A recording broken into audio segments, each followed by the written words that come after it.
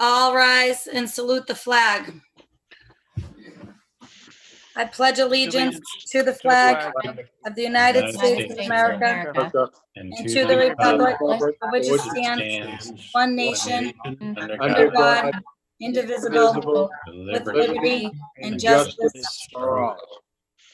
Please remain standing for a moment of silence in honor of our veterans, servicemen and women, and those who have given the ultimate sacrifice.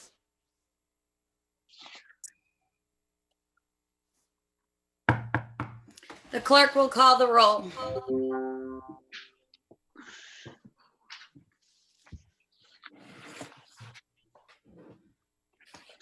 Hold on, clerk. You're muted. Let's see. I can't unmute you. It's not giving me that option. I will make you host.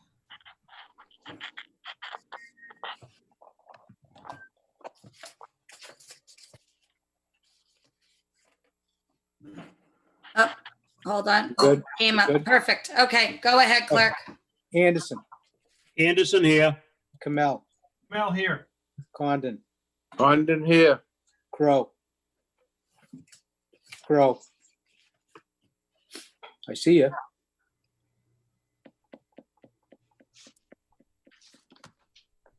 Okay, she gets silent. DeMaria. Yeah. Linehan. Linehan here. Murphy. There you go, Council Anderson. Murphy. Murphy here. O'Malley. Here. Spatafora. Spatafora here. Winslow. Winslow here. Seeker. Seeker here. All present. Councilor Anderson, are you sharing your screen with us? I think so. I'm not sure what I'm doing, quite frankly. There's the family. But I am here. Yeah. Okay, as long as you're there, I just wanted to make sure. Okay. Under the provisions of the open meeting law, for those of you in attendance, please be informed that MATV, along with Ron Cochran and residents Brian DeLacy and John Mayara, are recording this evening's meeting. So please be aware there will be audio and video recording of this meeting.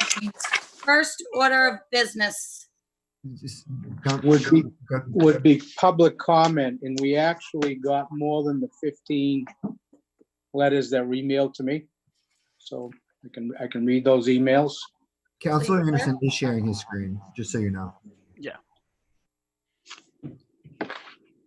There you go. Okay, so we have 15 emails, or it got into my office before the 4 o'clock deadline. There was actually a couple that came in after this, but I do have the 15 required by the public comment rules of the council. Let me start to read them. Yes, ready. Okay, all right. First one, dear Mr. Lucy, would you please resubmit and read my public comment letter I submitted to the 4/21/2020 council meeting? The same subject, reappointment of 2 CPC members, Lisa Salda and Julie Orsino. Said, greetings, Mr. Lucy. The success of Massachusetts law and its effectiveness of each city town is contingent upon strict adherence to the city ordinance. The principles of transparency, public involvement, and representation from every ward in the city of Malden is of utmost importance in meeting the letter and spirit of the ordinance. This ordinance, so carefully and thoughtfully created by the city, crafted by the city council, is the authority that must determine how CPA is implemented. The Community Preservation Commission, overseen by the city council, operationalizes that which is delineated in the ordinance. Therefore, ward representation and term limits of membership on the CPC is imperative. To my dismay, Ward 8 of Malden 8 wards has not been represented. In looking at the end dates for CPC membership, it appears that some members are overdue to be replaced by newly appointed members. As these 2 conditions appear to be in violation of the ordinance, I respectfully request the council to immediately act upon these 2 issues.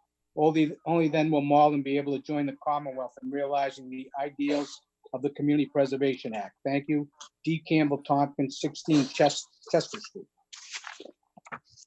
Second one, dear Mr. Lucy, please include this email in the submission for public comments pertaining to tomorrow's 5/19 meeting of the city council. I oppose the reappointments of Lisa Saldi and Julianne Orsino to the CPC. Reappointing them for a third term violates city ordinances and state statute. According to city council minutes, members Solder and Orsino completed a second consecutive CPC term on March 15th. Malden Ordinance 2.30 is clear. No member shall serve more than 2 consecutive terms. The time to remove and replace CPC members Solder and Orsino appears to be overdue. I would urge councils Crowe and Seeker to make use of these allowable actions. If there are any loopholes that would allow these members to remain on the CPC, I would urge councilors Seekers to reconsider her appointment of former CPC chairperson Orsino to the committee. Number 1, for not updating the community preservation plan, which is required to be updated annually. For not soliciting feedback at public hearings to update community preservation plan, which is required to do so annually. For not orchestrating the accurate and timely posting of minutes, and for not soliciting a vote from the CPC to retain her position as chairperson. I also oppose reappointing Roberto DeMarco to the Community Preservation Committee. He's not being reappointed. He came to the CPC by way of having a seat on the Conservation Commission. And in that Conservation Commission, in that position, he occupied while the commission has already been filled. Also, members of the City Council and the public have admitted to that there has been some level of confusion regarding appointments to the CPC. I would ask the council review, present and document that all de facto ward appointed and at-large positions of the CPC have been accounted for prior to further positions being filled. Respectfully, John Sayer, 39 Pierce Street, Malden.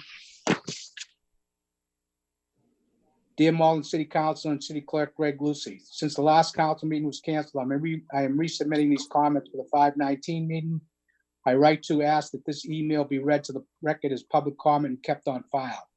In your every decision while in civic office, I urge you to uphold our democracy and protect our civil rights during the difficult time. The COVID-19 pandemic is being used by some in government as an excuse to bypass the safeguards of our representative democracy, such as city ordinances and state statutes. I oppose these opportunist abuses. I oppose the call to suspend. Okay, no, I'm sorry.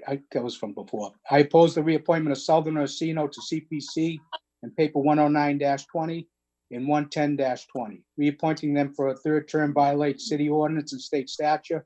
According to City Council minutes, Sullivan and Orsino completed their second consecutive CPC term on March 15th. Malden Ordinance 2.30 is clear. No member shall serve more than 2 consecutive terms. Our city leadership has a heightened responsibility to uphold our democracy as our city is under great strain during the COVID-19 pandemic. Respectfully yours, Carrie Percival, 4 Seaview Ave, Malden, Mass. I'm writing to show my support for the Devon Park revitalization project. We always attend the 4th of July celebrations, meet friends for park play dates, and have also frequented the baseball field for youth softball practices and games. This project would be a great benefit to the community, and I look forward to seeing it come to fruition. Janelle has great experience and will be able to manage the project well. She's an active member in the community who understands what is needed and how to get it done. Should you have any questions, please feel free to contact me. Thanks. Emily Rivera, 50 Wiley Street, Malden, Mass. Hello, Mr. Lucy. I'm a Ward 8 resident residing at 100 Truman Drive. I would like to write to support the reappointments for the Community Preservation Committee. I feel that we should not be changing the makeup of such an important committee in the middle of the COVID-19 pandemic. Doing so will ultimately set us back. Any disruption would delay important housing initiatives, therefore impact Malden's most vulnerable residents. I thank you for your time and consideration on this important matter. Further, respectfully, Eddie Calametta, 100 Truman Drive, Malden, Mass. The CPC has done great things to our city, and I would be happy to see the members be reappointed. Thank you. Amy Hatch Foley, 6 Chatham Street Extension. Dear Mr. Lucy, I would like to resubmit my public comments from below from the April 20th, 2020 council meeting to be read at tonight's meeting. Dear Malden City Councils, please accept this as public comment. Please read this into the record as part of the public comment section of the agenda.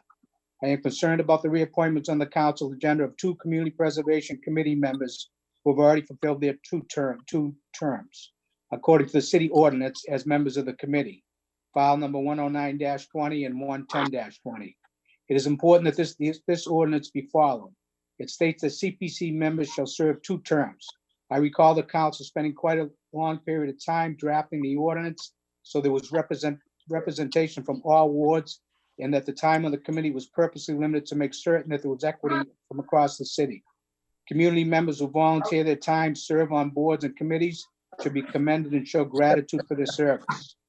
With that said, I believe the members whose terms have expired should step off the committee to allow new residents to serve on the CPC, so there are members serving that reside in each ward to ensure equal in representation. Currently, Ward 8 does not have representation on the CPC, while Ward 3 has 2 seats. Thank you. Sincerely yours, Kathleen Sullivan, 27 Oliver Street. I want to express my support to keep Julianne Osino on the CPC committee. She goes above and beyond for the residents of Malden. Although this is a volunteer position, she works extremely hard to make sure projects are funded. For example, the Dever Park project, which I support. She's a tremendous contributor, and we are better city because of her efforts. Thank you, Dorothy Levine, 395 Charles Street. Hi, Greg. I just wanted my input and added to public comment tonight. We hope the council will strongly consider voting to approve the funding for the Dever Park project. It has been a very long time since there's been any major improvements to the park, but during the good weather, Dever is filled with people, families every night. As lifelong Edgeworth residents that use the park as a child and have raised our kids at the park, it'll be exciting to see the changes that have been proposed to take shape. Thank you for your consideration. Katie and Michael Baldridge, Ward 2 residents, 24 Quincy Street. Good afternoon. Please submit my email for public comment at tonight's meeting. As the city council entertains the budget sent down by the mayor, I hope the city finds a way to go through with the proposal previously put forth regarding changes to the trash and recycling program. I understand this year money will be tight, but this is one item that impacts virtually every single resident citywide. Please find a way to fund this important quality of life improvements for our residents. Donna Lombardi, 551 Cross Street, Malden. Please include in tonight's public comment. Thank you. I am writing in support of the Dever Park CPC project. My son plays baseball at this park, and spending taxpayer dollars to make improvements is a great use of our funds. Casey Leon, Ward 8 resident, 34 Glenmore, Mary Ave. Please read into public comment. Dear Council President Seeker and members of the City Council, my name is Janelle DeVitz and I live at 3 Sheridan Street.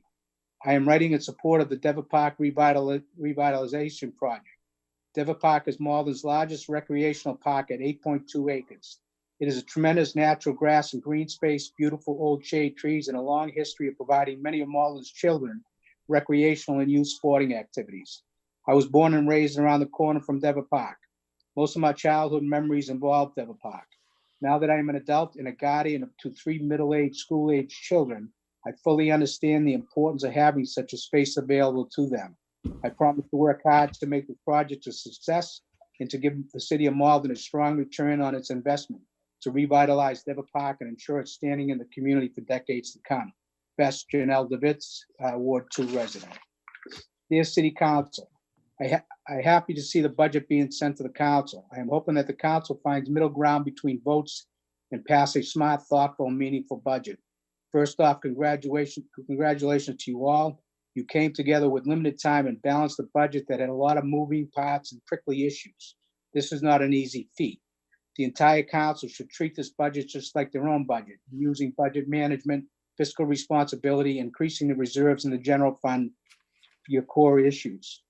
And this budget should reflect those ideals. The worst of the pandemic is yet to come, and we're not out of the woods yet. The uncertainty and enormity of the COVID-19 pandemic hangs over all of us. Although there are many unknowns that make planning even for the next few weeks, let alone the next year, harder than usual, we are committed to ensuring the long-term well-being and safety of all Malden residents. As members of the Malden City Council, I urge you all to take preemptive strikes in this budget. Everyone knows this proposed budget needs to be revised to take into consideration the health crisis and have learned much more about the health and economic situation since then. Over the past few weeks, the residents have not heard any news or been able to pose questions about the city budget. As the council works to finalize the budget, please band together to summarize some of the overachieving goals that have been identified over the past few years. There are still more discussions and difficult decisions for the council to make on the budget. I know you all have different views on various specific line items in the budget. but your discussions over the next few weeks need to reflect common commitment to ensuring that city funds are managed responsibly to ensure the well-being and safety of our community now and into the future. As a city, we are the first line defense for most of the impacted and vulnerable during this crisis. By acting quickly and with sufficient resources, we can help more people stay in their homes and keep business afloat while we're waiting to advocate for assistance from the state and federal level. We also know that while this crisis impacts everyone, the magnitude of the impact is unprecedented and the racial injustice that we must address as a city. Our focus for the remainder of FY 2020, as we consider FY 2021 budget, we must provide for those residents, staff, and businesses most impacted and vulnerable to the very difficult time. Respectful Grady Stevens. I did send Mr. Stevens an email this afternoon looking for an address, which I will add to that if he had sent it. I am glad to see the reappointment of Julie Onosino. She's a great asset to our community. I have worked closely with her over the past 5 years. We are co-founders of the Malden Community Action Group. Her passion and drive to make Malden a better place is so refreshing to see. She sees the big picture and ideas that are given and follows through and makes them happen. She does this in a very positive and effective way. Sarah Brown, 5 Gerard Street, Malden. Please read this note in tonight's City Council meeting. This is a follow-up request that was sent to you on or before 4/21/20.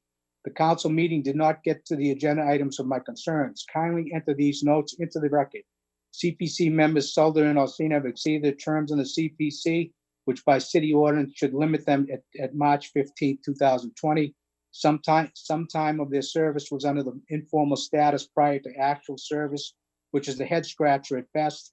Much thought and reason was in play when term limits became rule for CPC membership. Respectfully, my concerns are the same as many residents on the issue. Thank you, Len Marullo, 134 Dexter Street. That's 15 emails that I received in my office. Thank you, Mark. Okay, next order of business.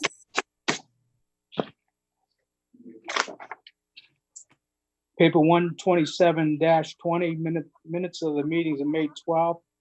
And paper 128-20 minutes of the meeting of May 5th, 2020. We have a motion I'll to, make a motion to accept. Councilor DeMaria's motion, seconded by, who was that? Anderson, Anderson. All those, oh, excuse me, the clerk will call the roll. So you want to do the minutes together, or you want to do them individually? Does anybody have an issue with us voting on these minutes together? it's fine. We'll do them together. Okay, Anderson, Anderson, yes. Kamel, Yes. Condon. Condon. Yes. Condon, yes. Crow. DeMaria, Yes. Linehan, Linehan, yes. Murphy, Murphy, yes. O'Malley, Yes. Spatafora, Spatafor, yes. Winslow, Winslow, yes. Sika, Sika, yes. carries 11-0. Next order of business. Paper 107-20, communication on council reappointment, Roberto DeMarco, 17 Division Street, Malden, Mass. As a member of the Council Community Preservation Committee, term to expire March 15, 2022, placed on file.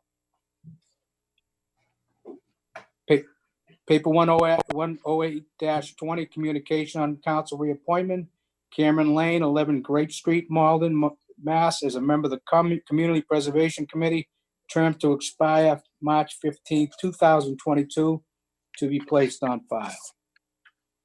Paper 109-20, communication on council reappointment, Lisa Solda, 64 Ashland Street, Malden, Mass. As a member of the Community Preservation Committee, term to expire March 15, 2022, to be placed on file.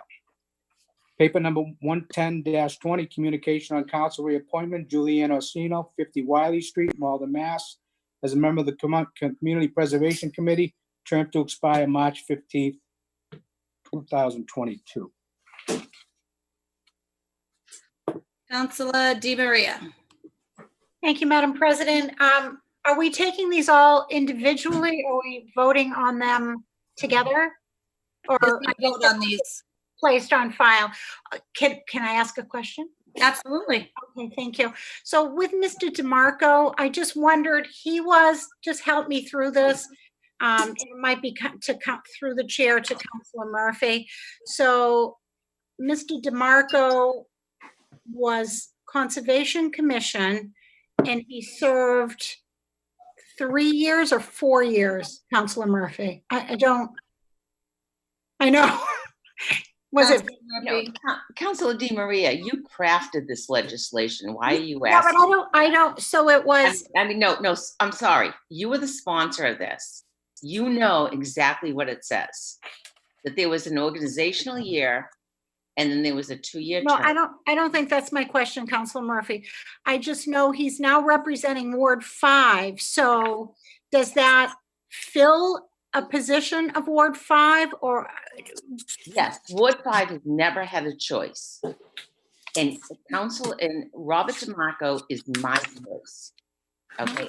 And I have that right as Ward 5 City Councilor to choose someone that I want to represent our ward, and it is Robert DeMarco.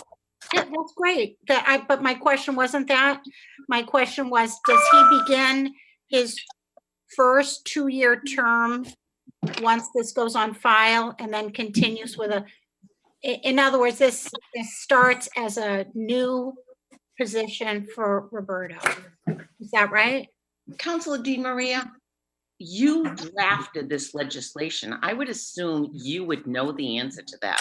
Well, I really don't, because he was Conservation Commission.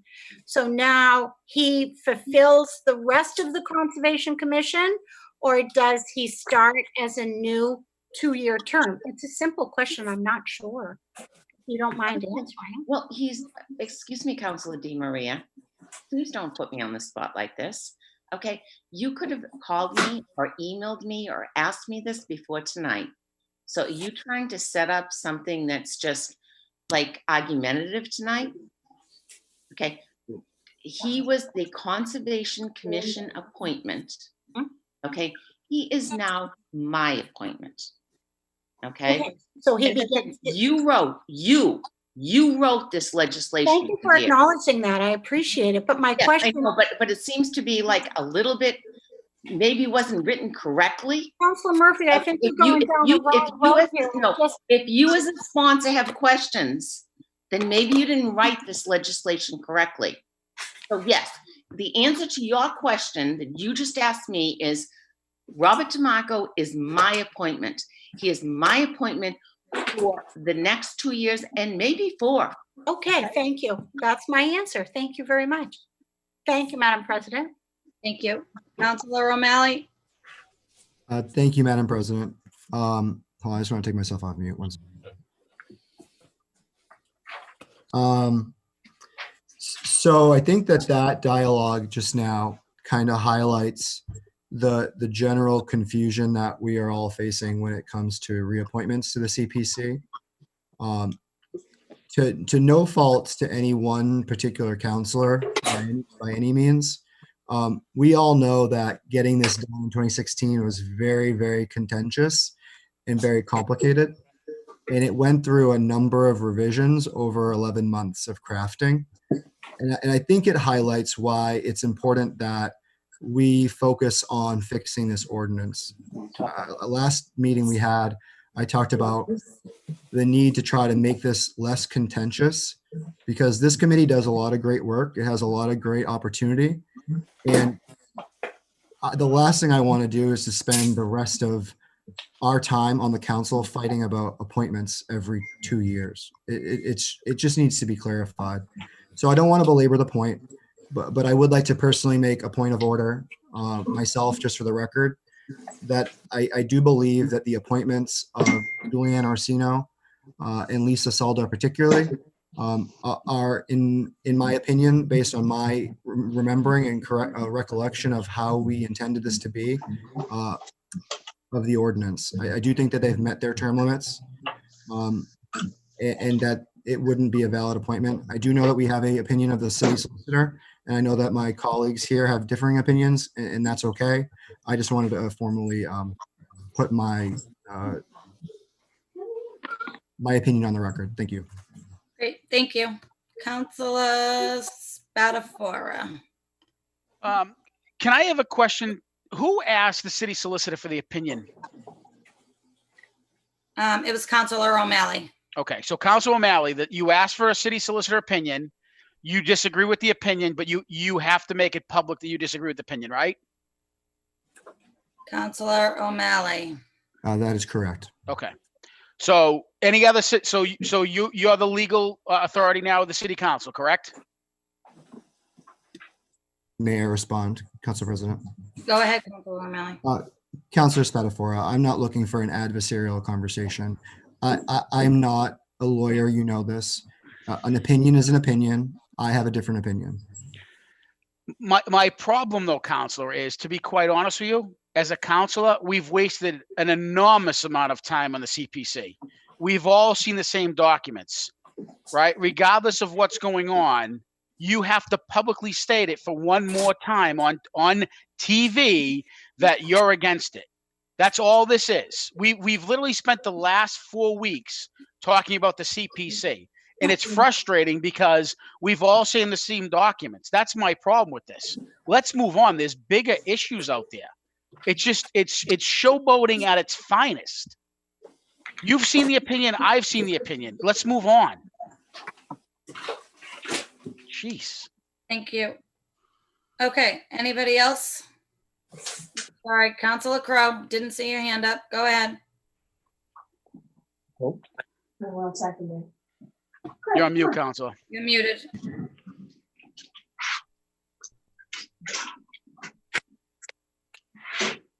So, right from the start, that's how I have always read it, that first year, and I've repeated this multiple times, was an organizational year. And it's just before the council meeting just started, someone sent an email who had been, it wasn't for public, comment, but had sent it to myself and 2 other councilors. And this person had been on, really tried to get the CPC through the first time when it failed miserably, in the second time. And actually, so he had the email staff, attached to the documents that should help clarify the change to term limits during the deliberations on the CPC ordinance during November 2015 and October 2016. He has the original text from Councilor Kinnon. He has the original text submitted by Debbie DiMaria. He has the version of 610 discussed in ordinance in September 16th. Record of 611 downloaded. And so from that, and he's put a lot of time into this, and I've not had a conversation with him about this, but he did ask me and before. So we just got that now. And even his is from the record. From the records, it seems that the text initial appointment for the period of 1 or 2 years shall not be deemed to constitute a term for the purposes of reappointment under this ordinance. That was in both papers 610 and 612 on September 27th, 2016. And for some reason it was eliminated, as I think at the time we were saying things were not kept in the form that would help us move forward. That's not someone that has, brought this up. That is exactly my recollection. I do believe that first term was a organizational term. So maybe we never should have called it a term, just a committee, an organizational committee. And Lisa Salda and whoever else started she just completed her first 2-year term. So she is on her second 2-year term. And in March 15th, 2022, she will not be on the committee again. And it is because she is on her second term. And that is, so she's the representative from Ward 1. And so I stand by that. I've always thought that was the record. That's how I clearly remembered it. And so, we can debate this forever. We got an opinion from the city solicitor. We've talked to the people that were there when the thing was crafted. And yes, it was a lot of work and a lot of hours. And so I think, so I'm standing with my appointment, that Lisa Sella to represent Ward 1. And then as we talked about, Councilor Winslow had some ideas about changing how it happens. And I think now we'll have 2 years to change it all if we felt like it. Council President? Thank you. Councilor Anderson, go ahead. Yes, thank you. I think it would be helpful if we explain to the public who's watching this fiasco that's going back and forth where the confusion is.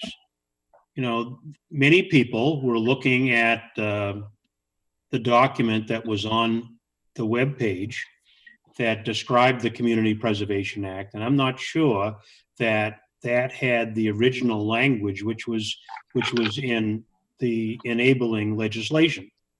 We all saw what was requested from our city solicitor that clearly stated that there was an implementation year. We saw it, but I'm not sure the public saw it. So we don't need to be arguing amongst ourselves here about what we've all seen. I think what we need to make sure that the public understands that there was a legal opinion, and we have our assistant city solicitor that's on board here with us who might be better able to explain to the public what it is that will straighten up this confusion. It's not just a 2-year appointment. It's the initial 1-year implementation appointment. And I would respectfully request that our assistant city solicitor give us an explanation of that. Sure. Well, I have to say, Councilor Anderson, I'm happy to speak, but I must say you synopsized the issue extremely well, and I think you hit the nail on the head very succinctly and efficiently. I think that did cause initial confusion, perhaps, but the three of us took a look at this issue, and we all came to the same interpretation. Is it just me that's having a hard time understanding this? Assistant City Solicitor, we're having trouble hearing you. Can you shut your video off? She offered her opinion. Mr. Rossetti. I think the assistant city solicitor needs to speak closer to his microphone so that we can hear him. Can you hear me better now? We Yes. can. Okay. I'll start from the beginning. Councilor Anderson, I think you captured it perfectly. We, all three of us, took a look at this issue, and we all came to the same. Attorney McNaught, my colleague and assistant city solicitor, and I agreed with City Solicitor Fallon's interpretation and construction of the statute. This was a statute that was one that took a considerable amount of time, and rightly so, and was crafted. I mean, to the extent that there were concerns on the part of some councilors about how it's been implemented, there's the opportunity through rules and ordinance to amend, but the statute is what it is, and it must be complied with. City Solicitor Fallon has opined on the status of terms and how they operate within the statute, and that offers the guiding principle for the council to move forward with the appointment process. I would also add that these agenda items are simply communications to be placed on file. So to the extent the council is looking to engage in prolonged debate about the specific mechanics of the CPC ordinance, I would note that it's technically not on the agenda, which raises an open meeting law compliance issue. So, I mean, I want to throw that out there because that's always something that should be followed and be a matter of compliance that must be adhered to. So I only asked the assistant city solicitor to chime in, to hope to clarify things. You know, we've had a number of readings of people who have submitted documentation who are asking us that we follow the ordinance. And the confusion has been around the fact that what was printed on the website, the City of Malden's website, wasn't as explicit as what the actual document that was signed by the mayor and voted on by the city council, which was very clear that there was a first year of implementation. I think the public needs to hear that so that they can understand where this difference is coming from. So I will leave it there. I hope that that might bring some light to this confusion. Thank you. Thank you, Councilor Anderson. Madam Councilor President. Condon. Thank you, Madam President. I think many times when we have these ordinances, it creates some confusion, particularly within the public, because they belong to organizations and 2 or 3 people have their opinion on something. It spreads through an organization and then other people support them. However, we have the advantage in that we have a excellent law department, 3 experienced lawyers. I have great faith in Catherine Fallon. She issued an opinion. Sometimes you're on the right side of it, sometimes you're on the wrong side of it. She was quite clear. I remember the conversation in committee. Okay, I went to those committee meetings, even though I wasn't on ordinance that year. But to me, it was clear. Our city solicitor was clear. It should be the end of it. And we should move on. Thank you. Thank you, Councilor Condon. Okay, so those communications will be placed on file.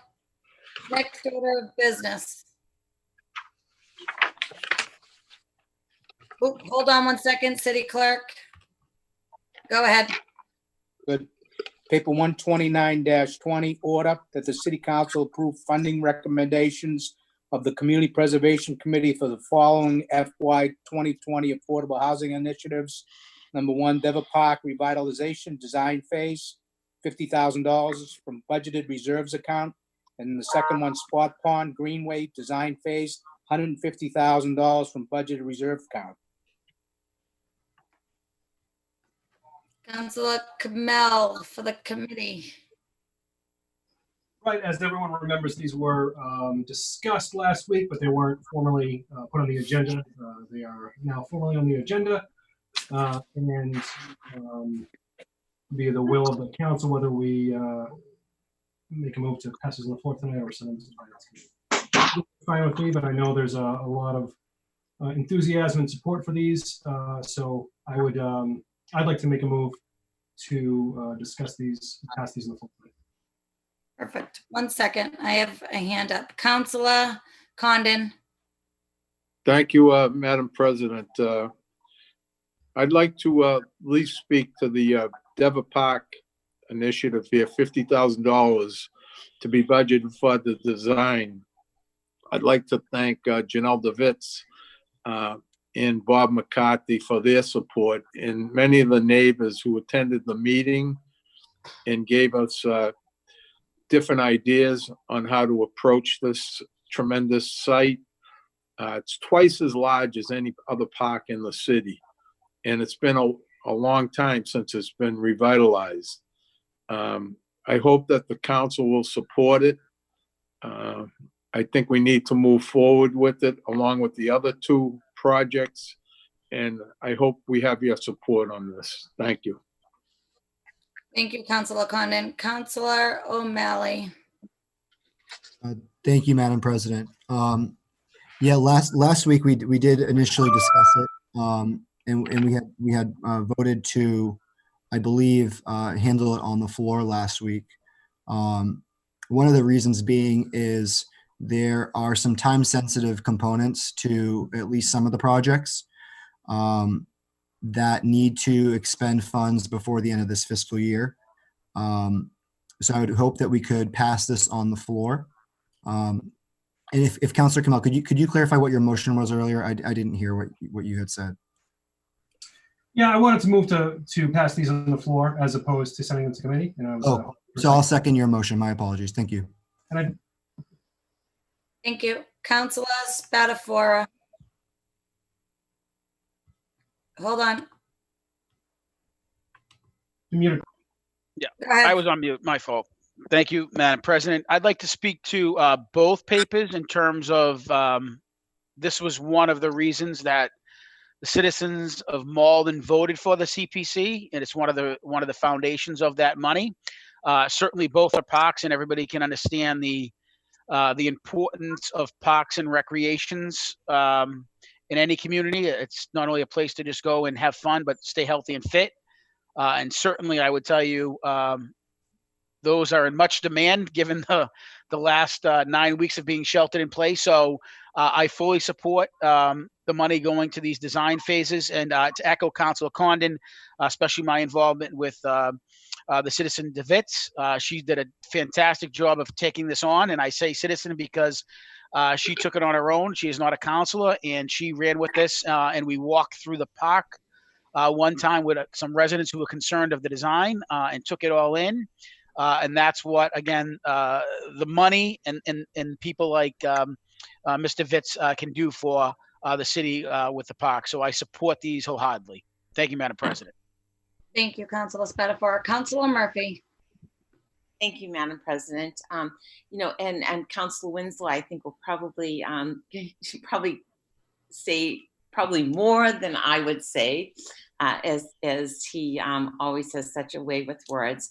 But, as part of the group that spent over a year looking at our open space and, actually submitting a plan to the state as to what the city of Malden needed for our sports, for our recreation, for our neighbors, etc. I mean, this CPC money is like so in line with every initiative that we listed in our planning process. And I would hope that every counselor here would support this because, we're a city of over 60,000 in a 5 mile square radius that needs to be able to provide to our residents the sports and amenities, the recreational facilities, the playgrounds, etc., that is so, needed for our community, for the building of the fabric of our community. So I'm 100% support of this. And as I said, I'm sure Councilor Winslow will elaborate a little bit more on some of, the year's work that we went through trying to see what was needed in our community to benefit it. Thank you. Thank you, Councilor Murphy. Councilor Winslow. Yeah, thank you. Yeah, Councilor Murphy, one of the things I think both these projects show is not only are these leveraging the community of projects that are involving the community, these are also leveraging state funds ultimately. I know Councilor O'Malley did a fantastic job of securing some state funds for the Spot Pond Greenway, and that's going to be a great asset around the Oak Grove Station and really open up an area that you can't really even see to more recreation and also provide access to transit there and a connection to a trail to Melrose and up to Pine Banks Park. Wonderful project and something we can get right on right away. And then just great to see the community really get engaged at Dever Park. So that's really the spirit of what the Community Preservation Act is all about, of the community coming up with ideas, and then also multiplying the small commitment we're making these are significant commitments actually locally, but also tapping important state funds to get back 2 or 3 times on the dollar for the investment we're making as a city. So these are very worthy projects, and I appreciate the councilors and the community putting these forward. Thanks. Thank you, Councilor Winslow. Councilor Kamel. Yeah, sorry, thanks for the second bite at the apple here. I just wanted to say, not so much as the Ward 6 counselor, but as a woefully underqualified T-ball coach with Malden Youth Baseball last year. I was out there pretending that I knew what I was doing with a bunch of 4 to 6 year olds, and everybody from across the city enjoys Dever Park. So these are a prized places where we all kind of share and come together as a community. So I want to thank Janelle Davidson, and I want to thank Councilor Condon and the CPC specifically for this, and we'll all enjoy it. Thank you. Thank you. Do I have a motion to suspend docket rules for this? Would you like to do that, Councilor Camille? Yeah, I'm sorry. Let me clarify to be more specific. Motion to suspend docket rules to take this up in the floor. I'll second it. Oh, go ahead. I'll defer. Councilor DeMarie can take it. Okay, Councilor Camille's motion to suspend docket rules, seconded by Councilor DeMaria. The You gotta clerk call will the- call the roll. Hold on one second, clerk. Let me unmute you. Go ahead. Anderson, Anderson, yes. Kamel, Yes. Oh, yes. Condon, Condon, yes. Crow, Yes. DeMaria, Yes. Linehan, Linehan, yes. Murphy, Murphy, absolutely yes. O'Malley, Yes. Spatafora, Spatafora, yes. Winslow, Winslow, yes. Sika, Sika, yes. carries 11-0. Councilor O'Malley, I just noticed you had your hand up. Did you need to say something? Yeah, I just wanted to thank Councilor Murphy. Last week you had made a great point that we should make sure that we talk about these, at a proper meeting and kind of highlight the good work that the CPC has done when it comes to not just open space, but also the affordable housing strategies that we passed last week. So I just wanted to say thank you for that and kind of holding us to that. And just to the public, the rules that we just suspended was whether or not to send it to finance for discussion. But as you know, all of the members of finance are currently present here in the full council. And so we think the time sensitive nature of this made it important to pass tonight. And with that, I think I'd move to adopt. Do we adopt an order? You need to pass it. Pass. I move to pass or approve. Approve. So Councilor Camille still has a motion out there, and I'm pretty confident you seconded that, Councilor O'Malley. So we're going to go with that, if that's okay. That sounds perfect. Thank you. Okay. So on Councilor Camille's motion to approve these projects, seconded by Councilor O'Malley, the clerk will call the roll. Anderson, Anderson, yes. Kamel, Yes. Condon, Condon, yes. Crow, Yes. DeMaria, Yes. Linehan, Linehan, yes. Murphy, Murphy, happily yes. O'Malley, Yes. Spatafora, Spatafora, yes. Winslow, Winslow, yes. Sika, Sika, yes. passes 11-0. Great. Next order of business. Paper 130-20, resolved that the city council condemn violence and hate speech expression solitary with people of Chinese and Asian descent and all those targeted for their actual and perceived ethnicity, race, or religion. Do you want me to read the, Please. okay. Sorry. Whereas the United States was founded, that's all right. Whereas the United States was founded by immigrants and the contributions of immigrants from China and Asia have been and remain essential to the success and well-being of our nation. And whereas despite these founding principles, there have been a history of discrimination in the United States based on ethnicity, race, or religion, such as the Chinese Exclusion Act that banned most immigration from China, the internment of China's citizens of Japanese descent in World War II, and the segregation of children of color in schools, including students of Asian descent. And whereas there are more than 18 million people of Asian descent living in the United States today, and approximately 14,000 living in the city of Malden, making invaluable contributions to our economy, our social and political life, and our culture. And whereas since the outbreak of COVID-19 in early 2020, people of Chinese and Asian descent living in Malden have been unfairly targeted with verbal abuses. And whereas we are saddened and outraged at the recent escalation of hateful rhetoric against people of Chinese and Asian descent, those perceived to be of Chinese or Asian descent, immigrants, and all people of color. And we are particularly concerned to see political figures and elected government officials leading the escalation and using it in order to gain power. And whereas the face of extreme bigotry and violence, Malden's Chinese and Asian communities and the leaders have made significant charitable contributions, provided protective equipment to first responders and frontline workers, and have served those in need without regard to ethnicity, race, or immigrant status.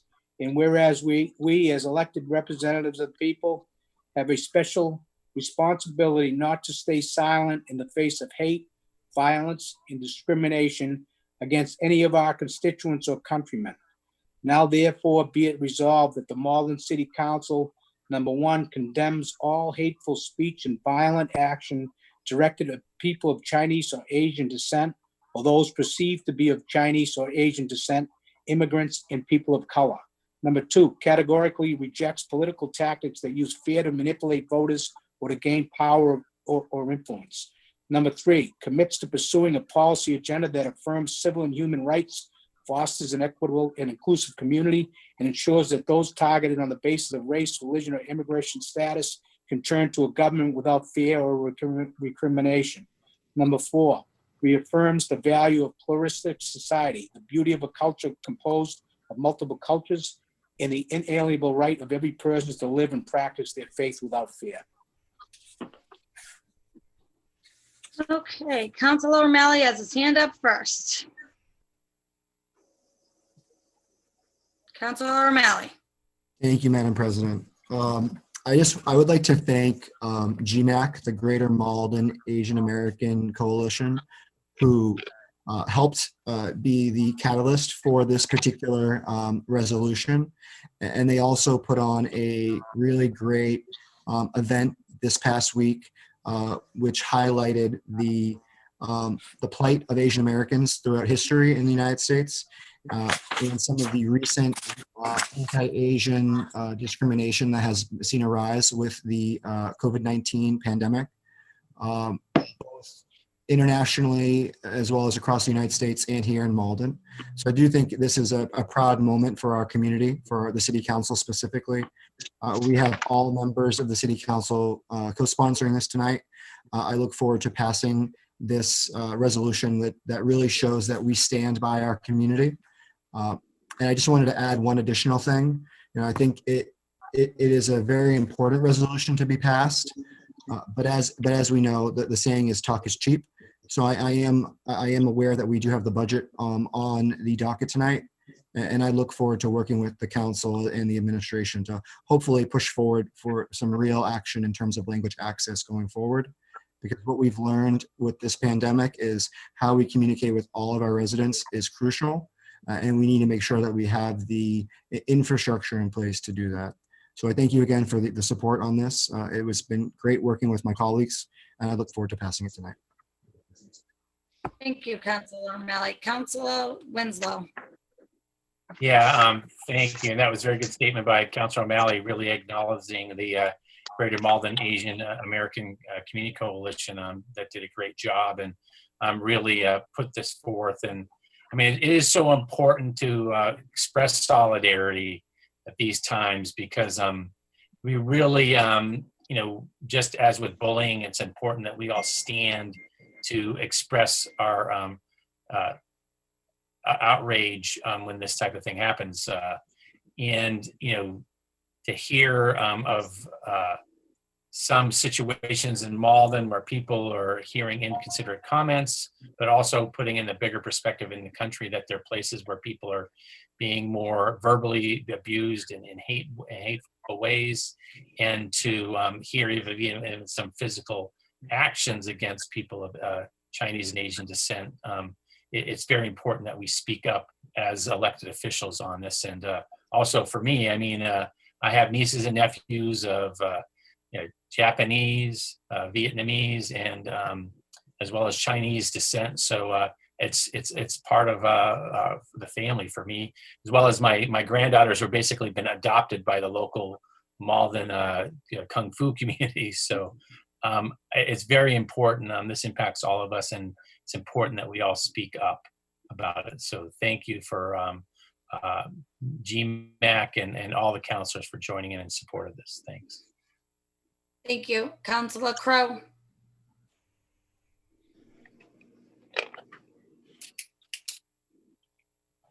Sorry, I got to get better on the unmuting tonight there.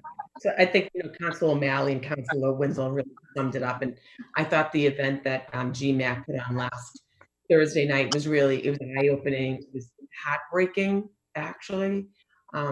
But it was very educational. And I really think the leaders, and I think a lot of councilors said that even that night, young leaders really did a fantastic job, and, we'll follow their lead and hopefully make this community all that it can be. So I'm happy to signed on to this and to support and how we can to make sure that, Malden is the place that, people come, people feel safe, people feel at home, and people feel connected. So thank you.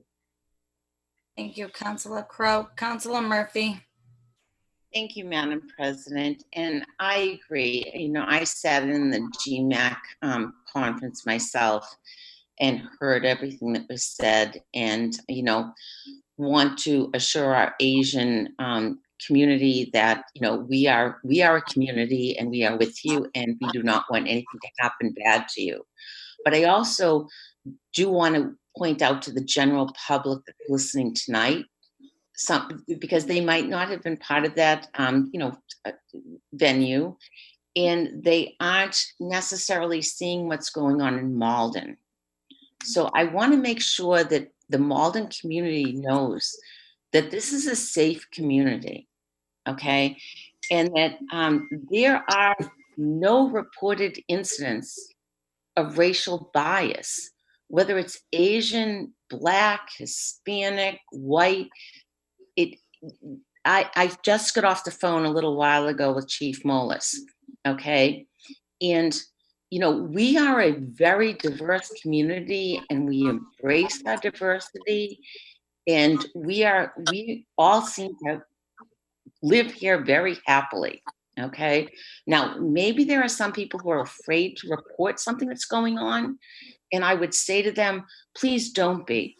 Our police department is so open, and if you are incurring any type of a racial bias, whether it's, religion, sexuality, anything, please reach out to them.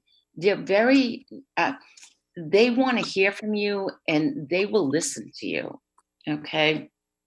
We have a police department that has become very much more diverse under the guidance of our Mayor Christensen, our Police Commissioner Giannetti, and they're all important, but our Police Chief Kevin Molis. I mean, they are working to really create a diversity within the department that will help people feel comfortable. Okay, the police department currently has 4 Asian officers. Okay, and they have been engaged in countless community activities, trying to just engage everyone to have them feel comfortable, whether it's touch a truck down in Ward 8 with Council President Seeker, or anything else. They want to hear from you, so please do not be afraid to reach out to them. Okay, Sergeant Powell is designated to oversee bias, anything that's related to any type of bias related incidents in our community. And they really take the time to look into all of these things and make sure that our community is safe. The police department monitors, everything that's reported to them, okay? And the last thing that I would like to say tonight, and I'm going to sponsor Chief Molis at our next council meeting, but the chief would like the opportunity to come in and speak to all of us about what's going on in our community and not just hear what's being posted on Facebook, okay, but to actually tell us what they're doing and how everything that is in their initiative to make sure that we are a safe community, whether race, religion, ethnicity, sexual preference, etc. That's their goal. They are with us 100%.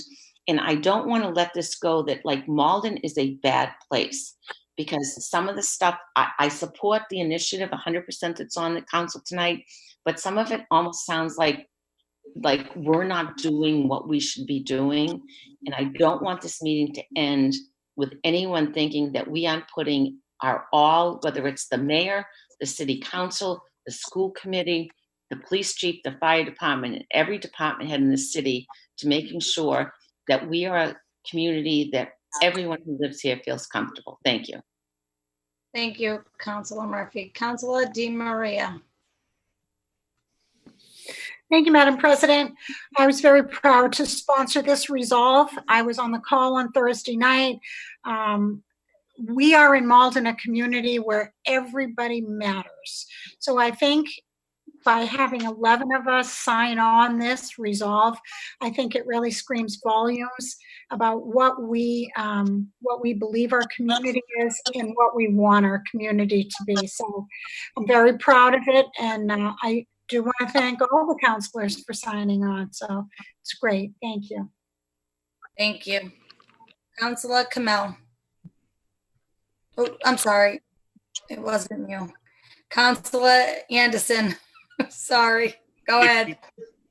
Thank you, Madam President. I want to say how proud I am of all of my colleagues here in the council for all of us locking arms together and having this resolve on the docket that probably should not even be on the docket. We shouldn't have to say that. But unfortunately, we've got leaders at our federal, at our national level who are scapegoating Asians and Chinese people in particular for this pandemic. You know, and the reason that we have to speak out, and the reason that we are speaking out, is to let everyone know that we're not following that BS of blaming this pandemic on Asian people, and that everyone is welcome and should be made to feel comfortable here.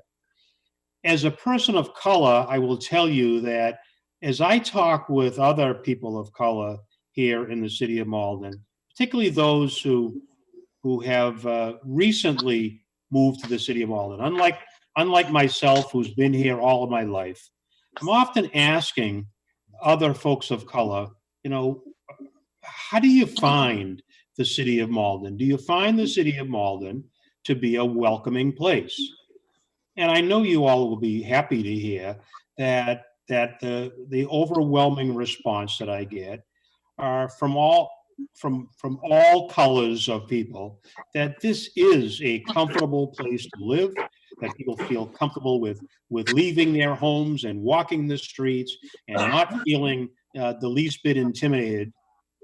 We have heard of horrible stories from around the country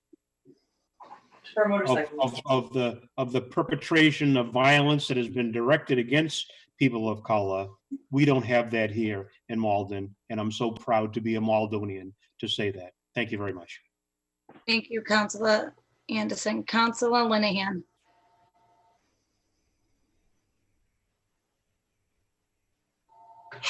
I apologize. I was having some trouble unmuting there. Thank you, Madam President. I appreciate the opportunity to very briefly just echo what others have said. I was extremely honored to have read a supportive statement and resolution with my colleague, Councilor Winslow, at the event, and I'm extremely happy to see unanimous sponsorship of this tonight. I give full credit for the event's success to the youth who led it, and I also did want to just briefly recognize some of the other additional groups who co-organized it alongside GMAC.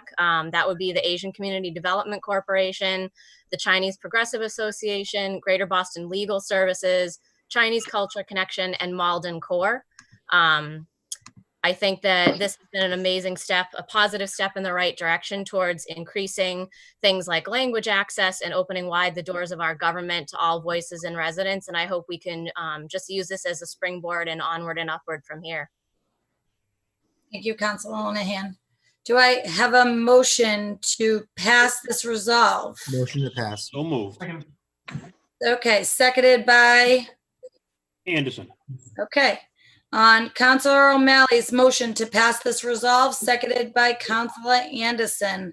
The clerk will call the roll. Anderson, Anderson, yes. Kamel, Mel, yes. Condon, Condon, yes.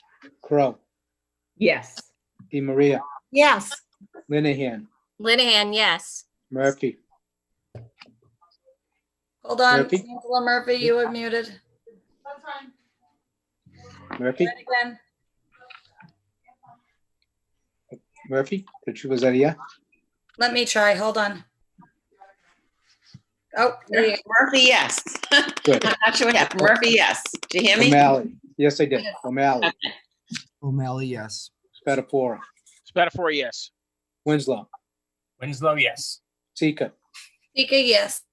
carries 11-0. Next order of business. Paper 131-20, order be it hereby ordained that the Malden City Council that the revised ordinance 2020 be amended as follows by striking out section 2.12.160 as it currently exists and insert in the place thereof the following new section 2.12.160.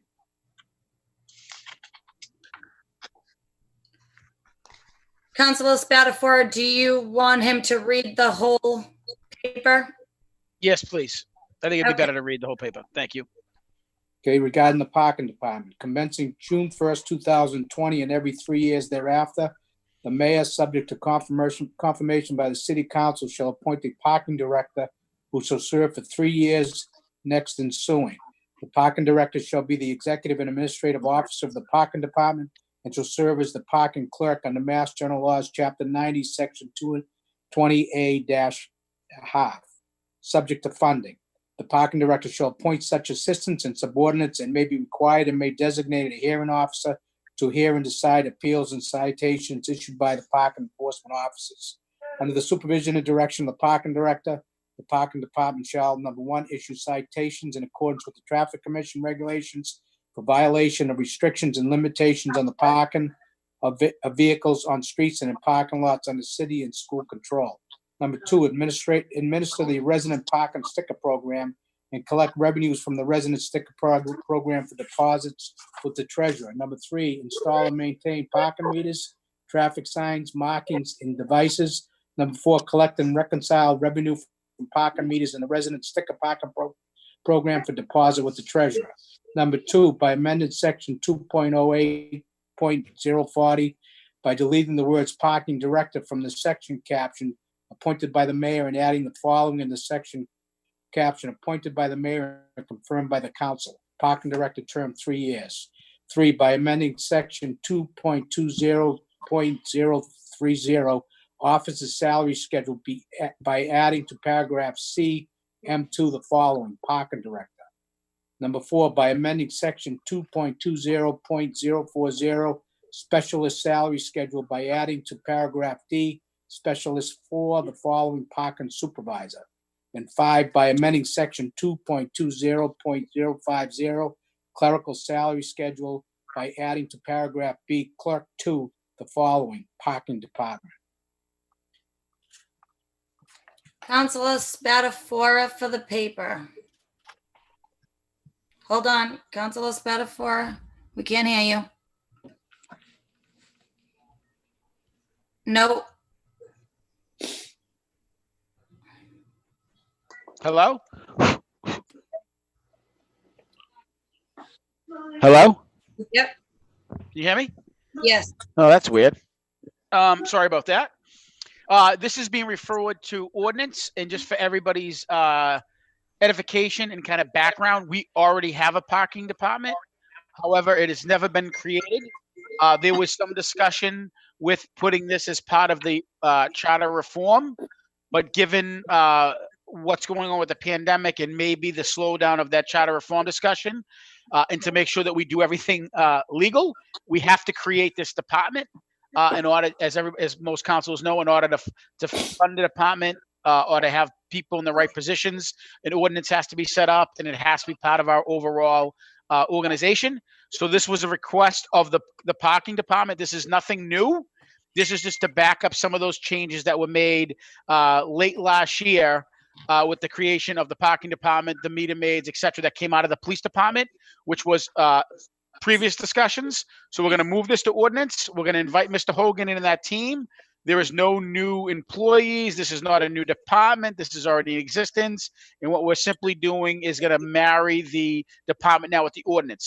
For the public's benefit, this is not something that is unusual. When it's often that we give raises to the city employees. The city employees sometimes get the raises, and then we have to go back to change the ordinances to reflect those raises. But like I said earlier, there was some discussion within the charter to have this department created within the charter. Mr. Hogan asked me to kind of fast track this because if the charter does run into 2021, et cetera, we'd rather make sure that we have the creation of a department than wait. So I respectfully ask that it just be sent to ordinance. Is that a motion? Second. Seconded, perfect. On Councilor Spatafora's motion to move this paper to rules of ordinance, seconded by Councilor Crowe. The clerk will call the roll. Anderson, Anderson, yes. Kamel. Kamel, He looks, Oh, yeah. okay. Condon, Condon, yes. Crowe, Yes. E. Maria, Yes. Linehan, Linehan, yes. Murphy, Murphy, yes. O'Malley, Yes. Spatafora, Spatafora, yes. Winslow, Winslow, yes. Sika, Speaker, yes. carries 11-0. Next order of business.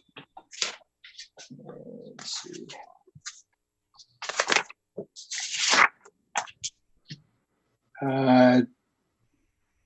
Paper 132-20, annual appropriation order for FY 2021.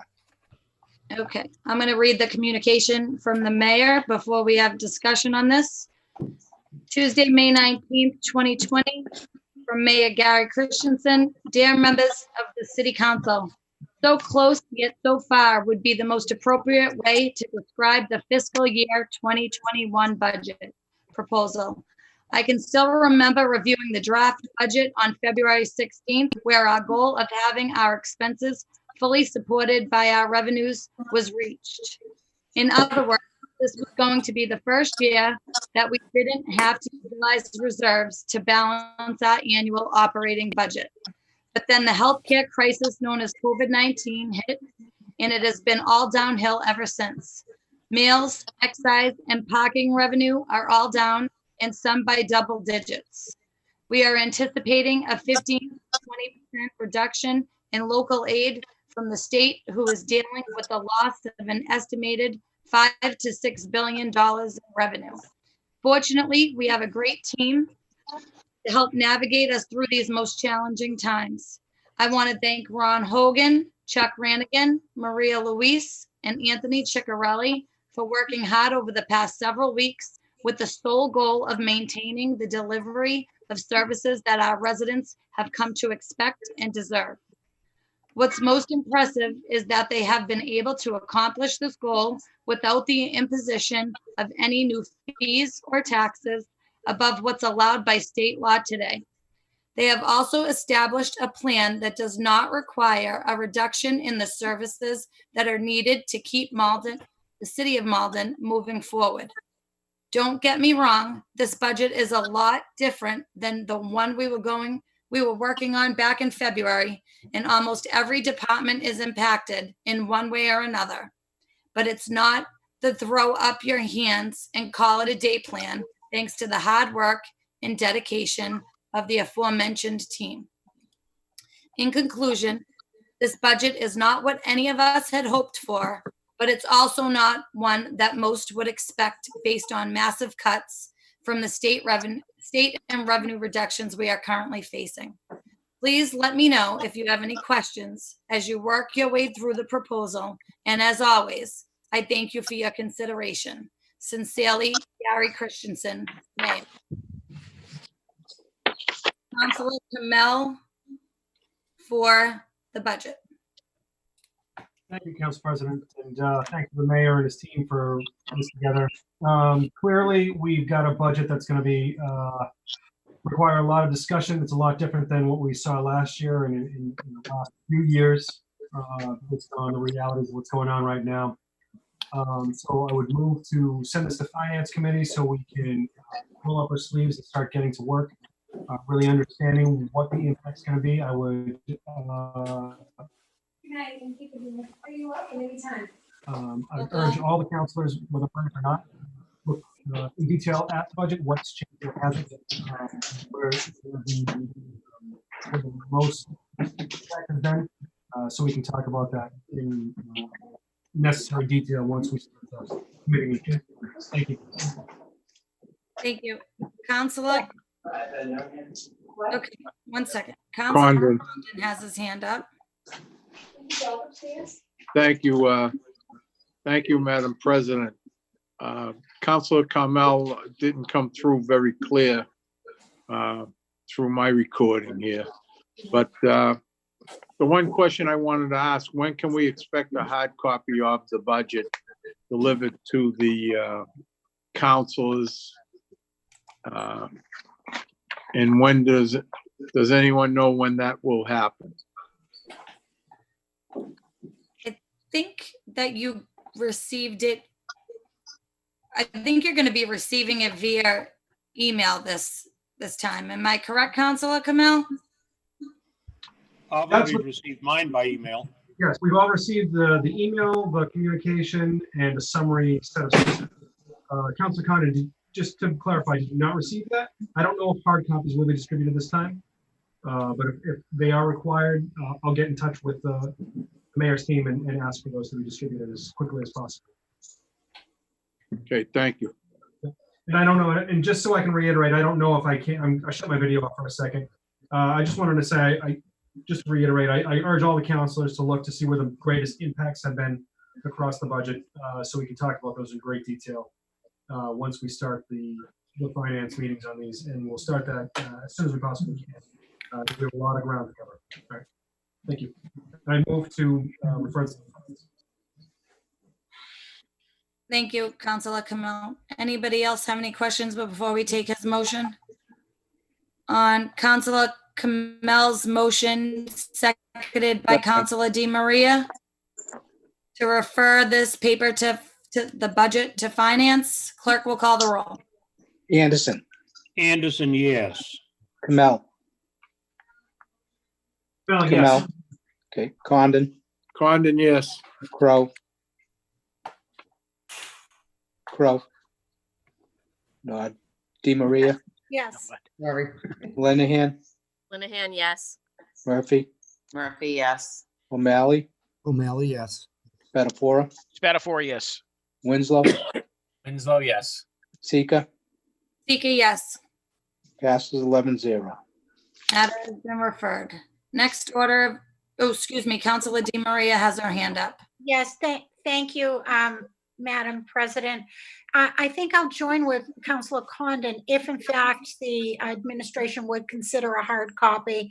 I really work, I know it's wasteful, but I do work better out of a hard copy with the finance that's this thick. So I join with Councilor Condon requesting one. Thank you. I'm sure Chuck can get you one. Thank you. Okay, great. Okay. Next order of business. Paper 133-20, order that the Personnel Appointment Committee develop a posting to fill the unexpired position of member of the Cemetery Board of Trustees of Dan Grover, term to expire March 1st, 2021, in compliance with the City of Malden Ordinance, Section 2.30.1. The City Council will publicly advertise the vacancy for no less than 3 weeks. Councilor Crowe for the committee. Thank you, Madam President. These We just wanted to, as I've been looking through who we have on boards and commissions that the city council is responsible to appoint, wanted to make sure that in these two items, actually the next one too, two items that the city council are responsible to advertise, interview, and to seat people. So I would just like to get that out so we can have that out for a little bit and keep the boards and commissions up to speed and moving along as we're getting a little better with our Zoom meetings. You making a motion, Counselor Crowe? Sure, make a motion that we advertise. Second. I just had my hand up before. I see, sorry. Go ahead, Counselor O'Malley. Thank you, Madam President. Can I just ask the clerk? I was looking it up in the ordinances right now, but do you know offhand what section 2.30.1 states? It says compliance with city ordinance. Do you know what that exactly says? I don't have the ordinances book at my house. I don't have Is it a requirement to post things for 3 weeks? Actually, I believe it's usually 2 weeks. I'm sorry, Council President. No, I believe go ahead. it's usually 2 weeks. And I think that is a little longer, right now, because, people, there's so much going on, just to give people time to, just because people are working from home, most likely, doesn't mean you have a moment during the day. So just to try to get it out in as many spaces as we can and give people time to actually apply so we can move forward quickly. Thank you very much for answering that. Appreciate it. Thank you, Counselor O'Malley. Okay, on Counselor Crow's motion to refer this to personnel and appointments, do I have a second? Second, Condon. Seconded by Counselor Condon. The clerk will call the roll. Anderson, Anderson, yes. Kamel. Kamel. Kamel, Kamel, yes. Condon, Condon, yes. Crow, Yes. Di Maria, Yes. Linehan, Linehan, yes. Murphy, Murphy, yes. O'Malley, Yes. Spatafora, Spatafora, yes. Winslow, Winslow, yes. Sika, Sika, yes. passes 11-0. Next order of business. Paper 134-20, order that the Personnel Appointment Committee develop a posting to fill the vacant seat of associate member of the Commission of Energy Efficiency in compliance with the City of Malden Ordinance, Section 2.30.1.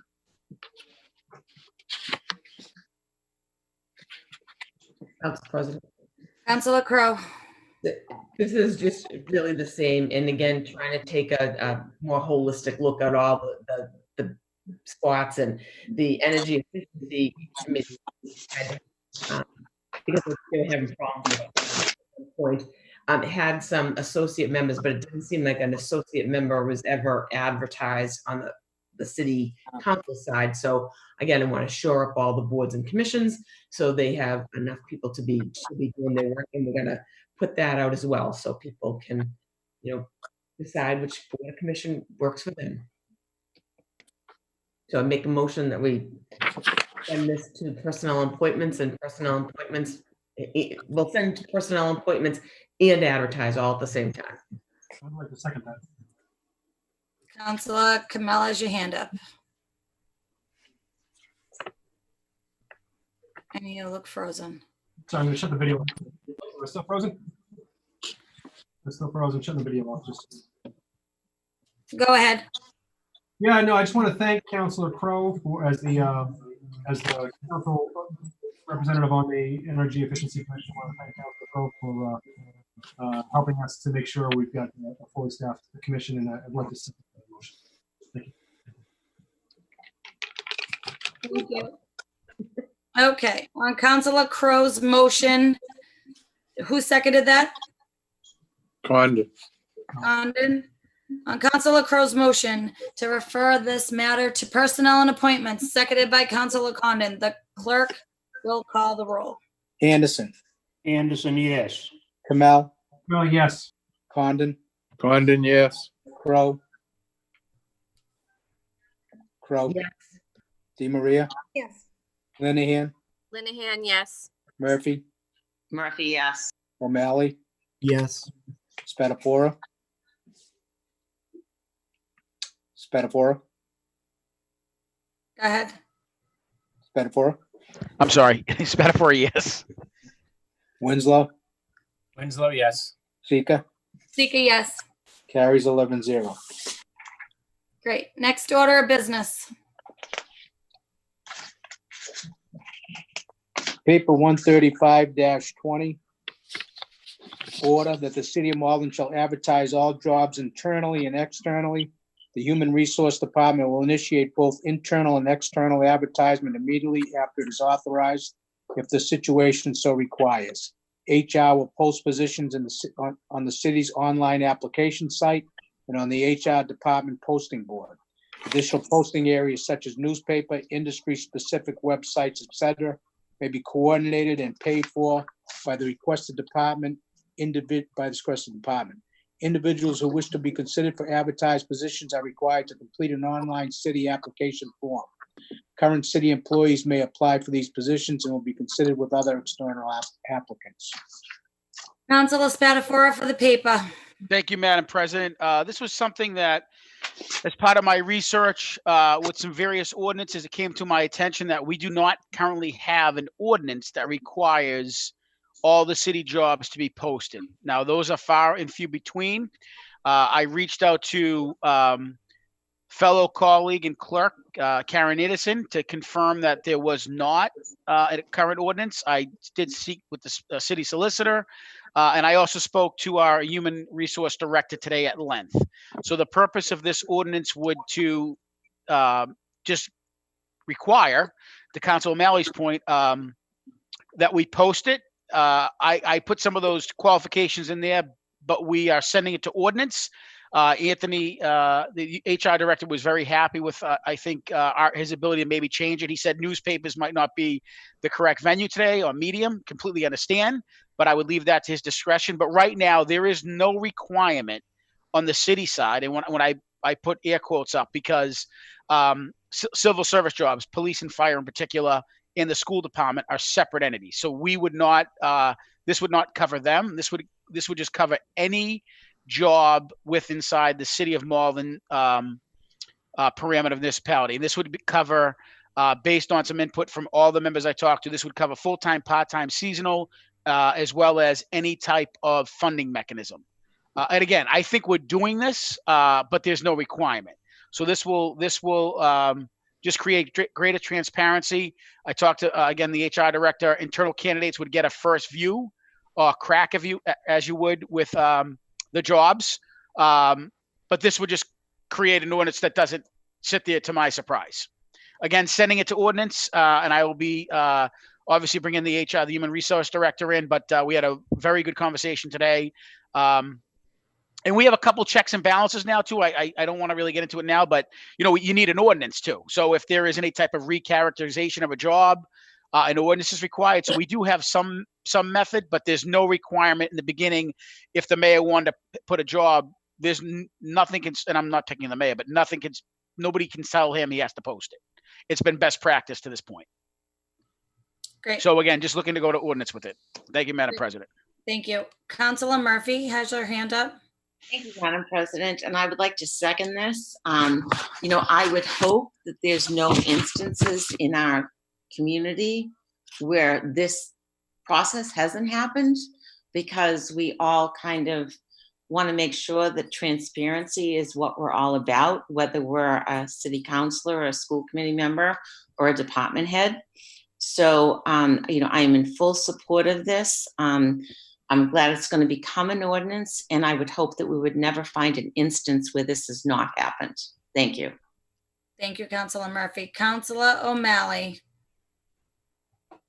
And just to confirm, Councilor Spatafora, is there a policy that exists in HR that defines this, or I'm not opposed to doing it as an ordinance. I think we should, but is there an existing policy?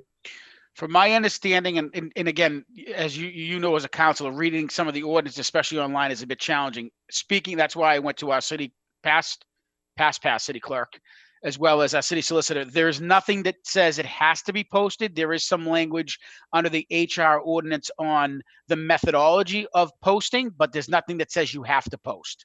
Meaning, I believe to Council Crow's point, I think it says you have to have a minimum days of posting, but there's nothing saying you have to post a job.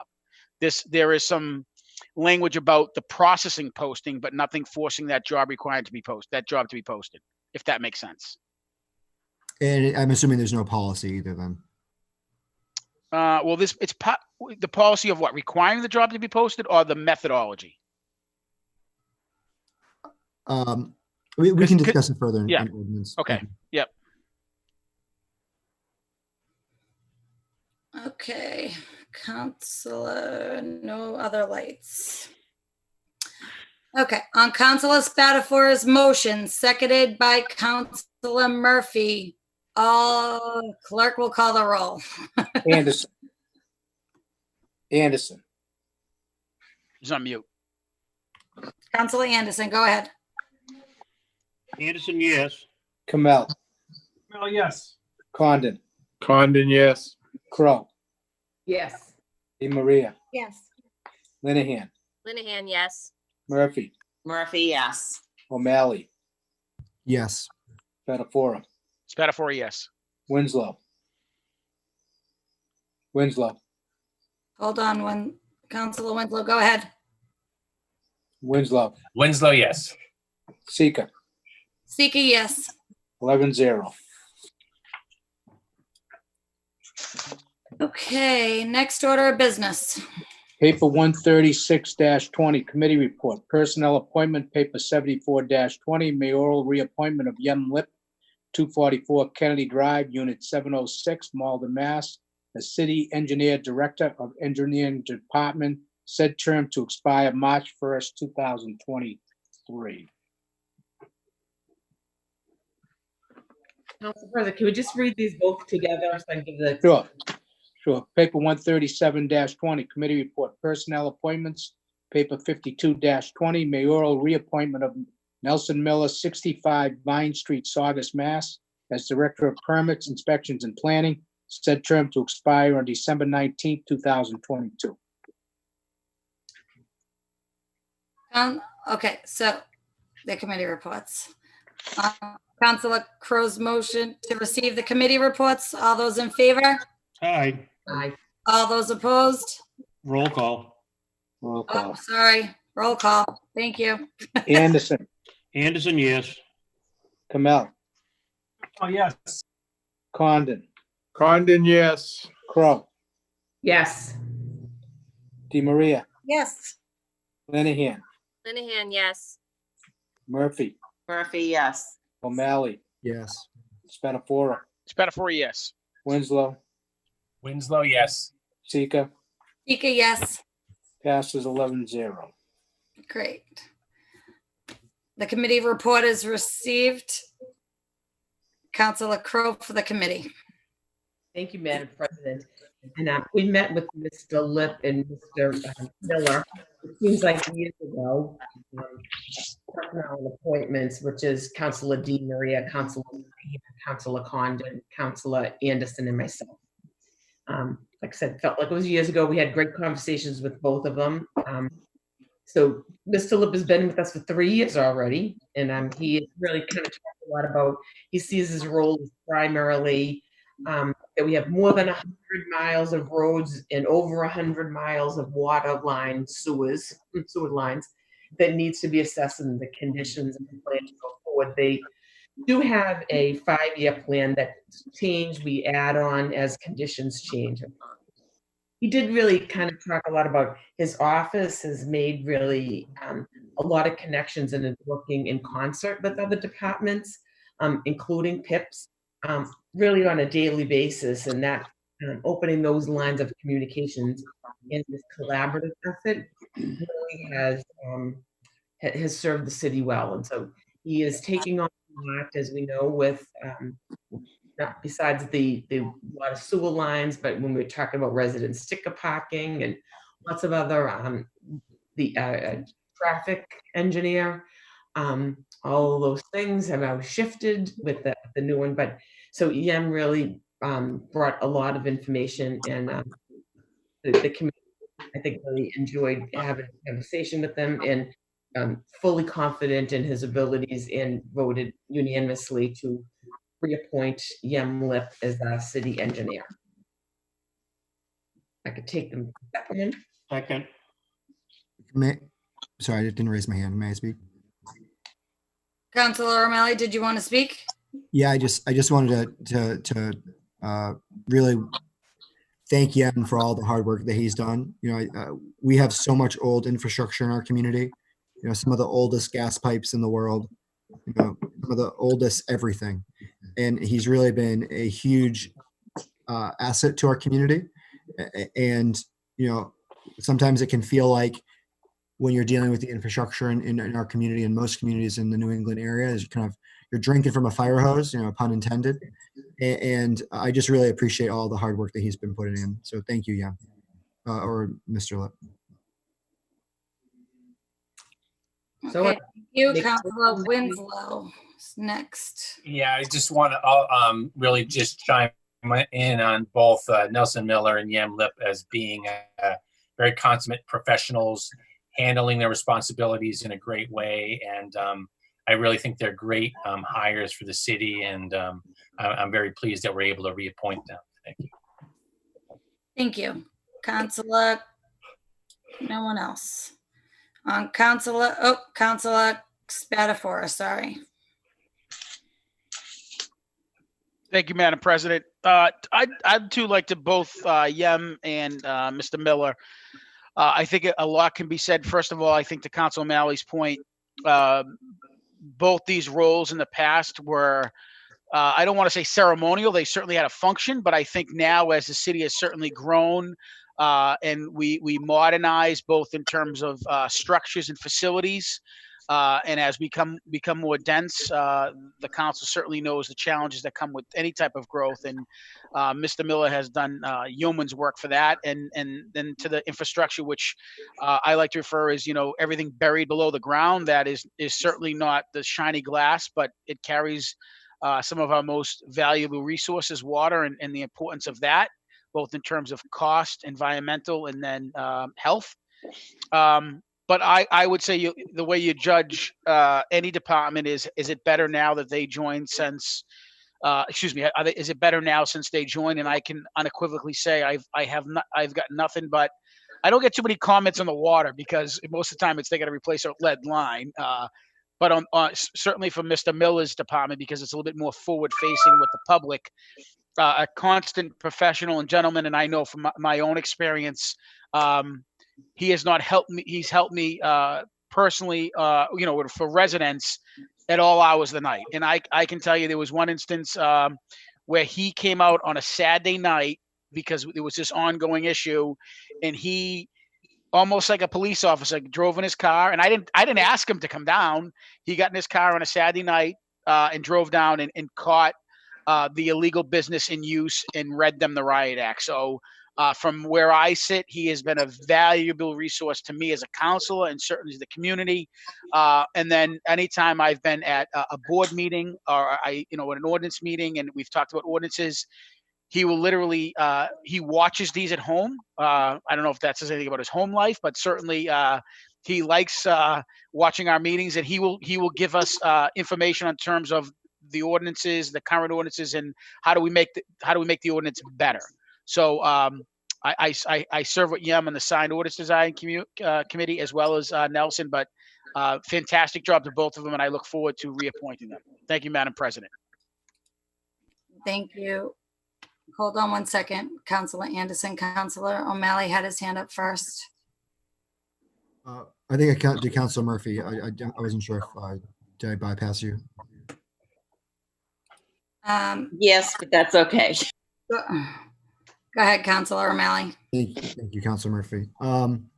I didn't know we were doing both, so I also just want to highlight Mr. Miller's great dedication to our community. I mean, I think we all know that we have a lot going on downtown, and the amount of work that he's also doing has been fascinating.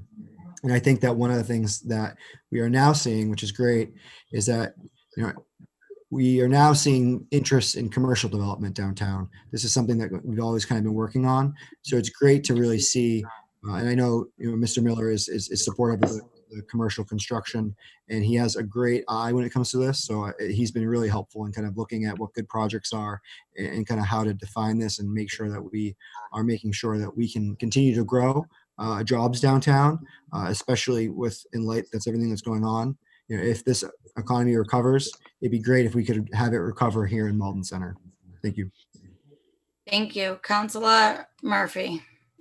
Thank you, Madam President. So I guess I'm going to kind of start this off by saying that in the private sector, this is almost what you call a 360 review of people that you work with.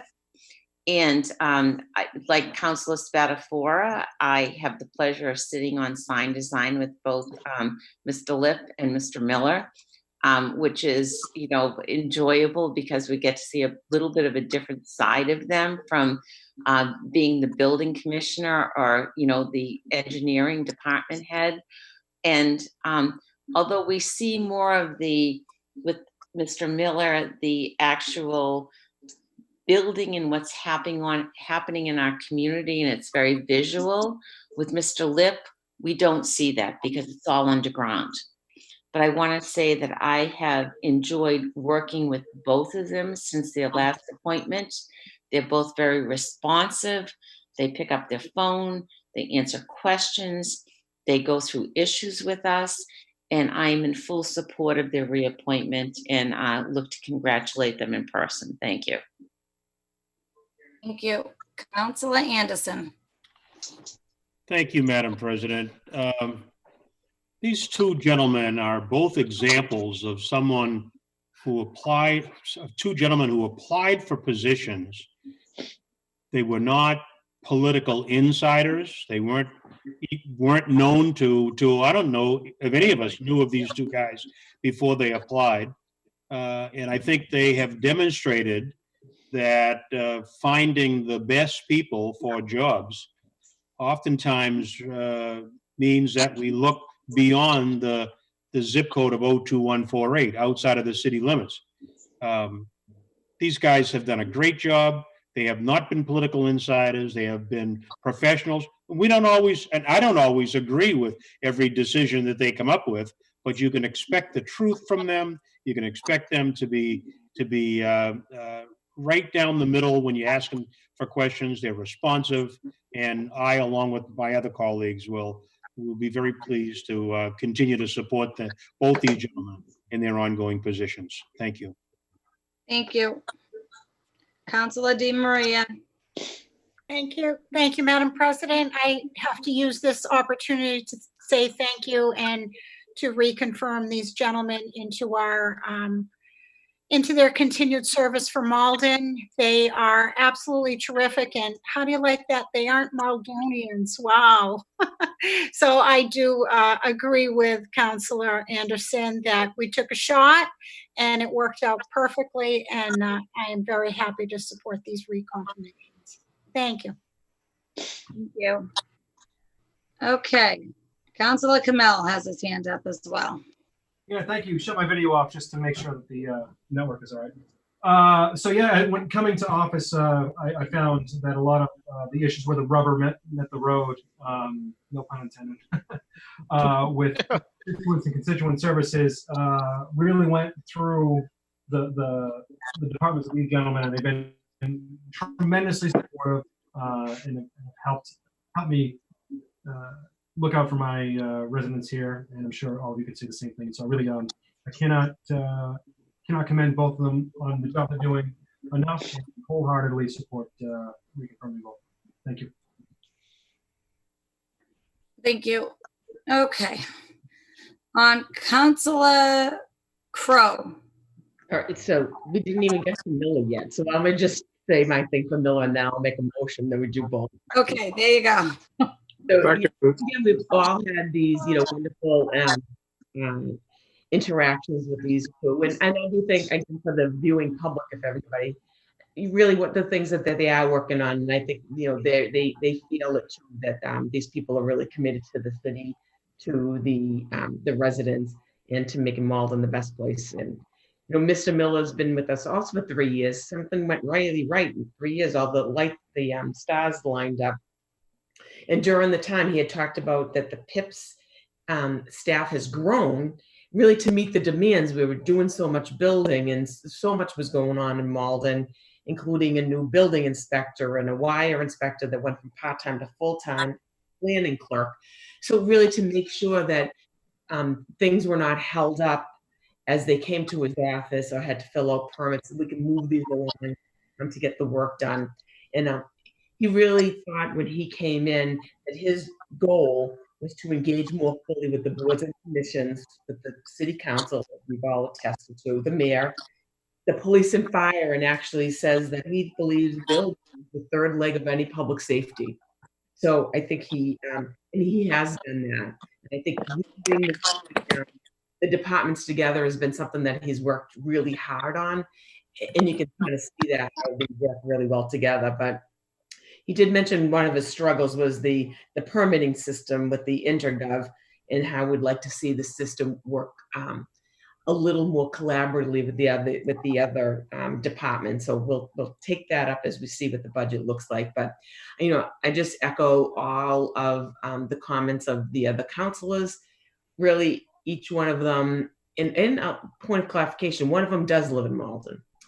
So but when you can call them at any time, and they're always there, because honestly, issues don't happen Monday through Friday. They happen all the time.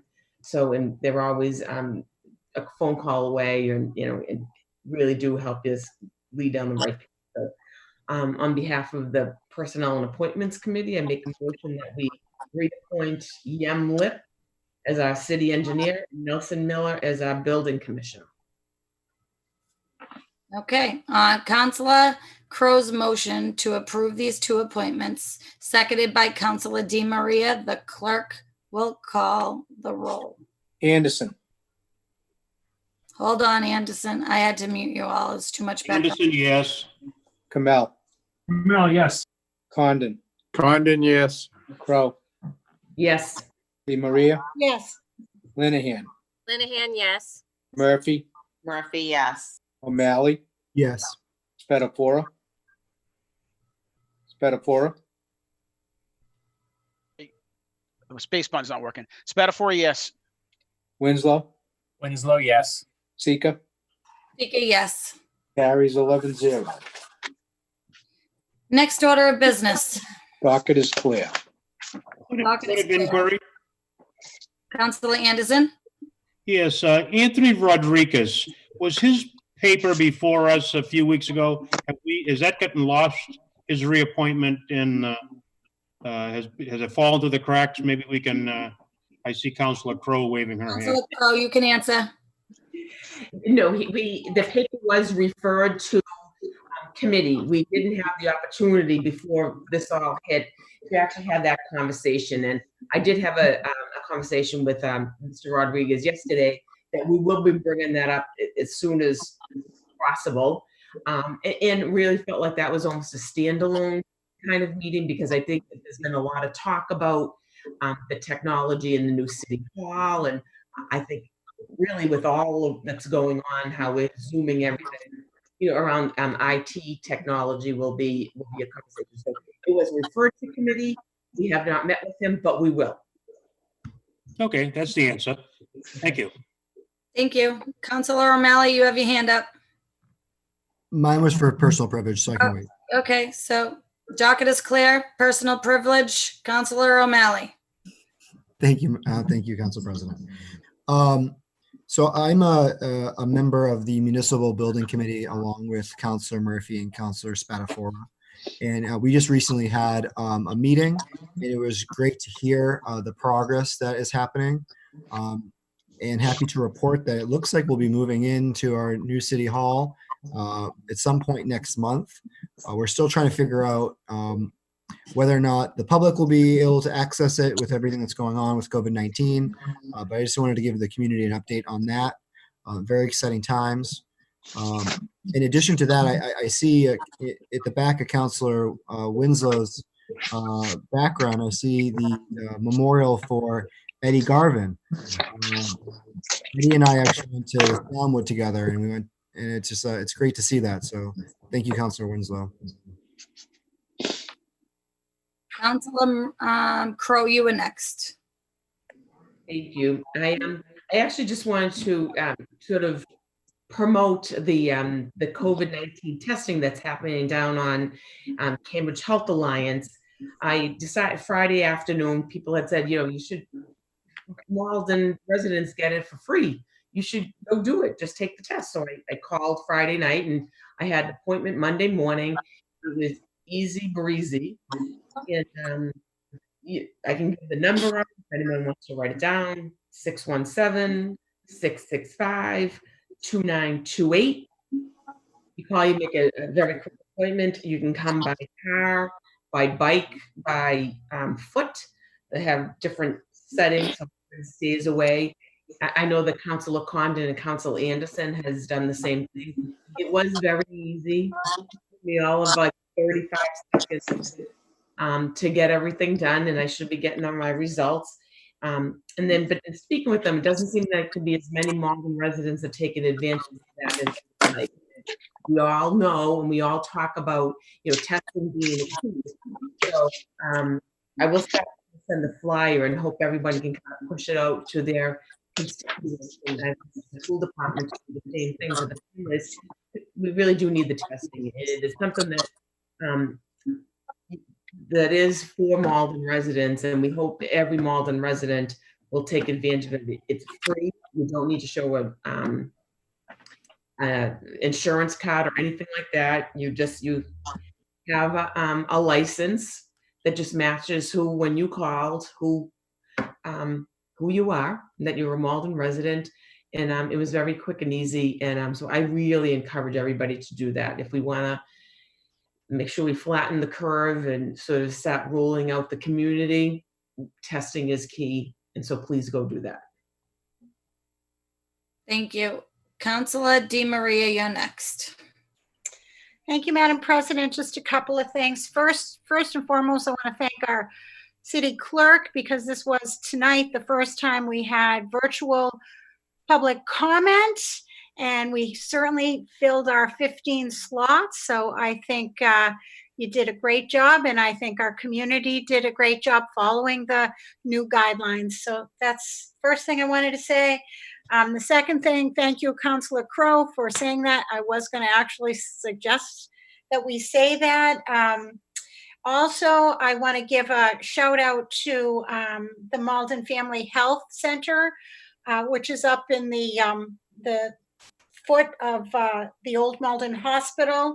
They have continued to stay open. There is one doctor per day. They are giving babies their vaccinations while in the parents' cars, and checking diabetes even in the cars as well. So I do have to say, my Dr. Patricia Sereno's up there, and I have to give a shout out to them. So that's great.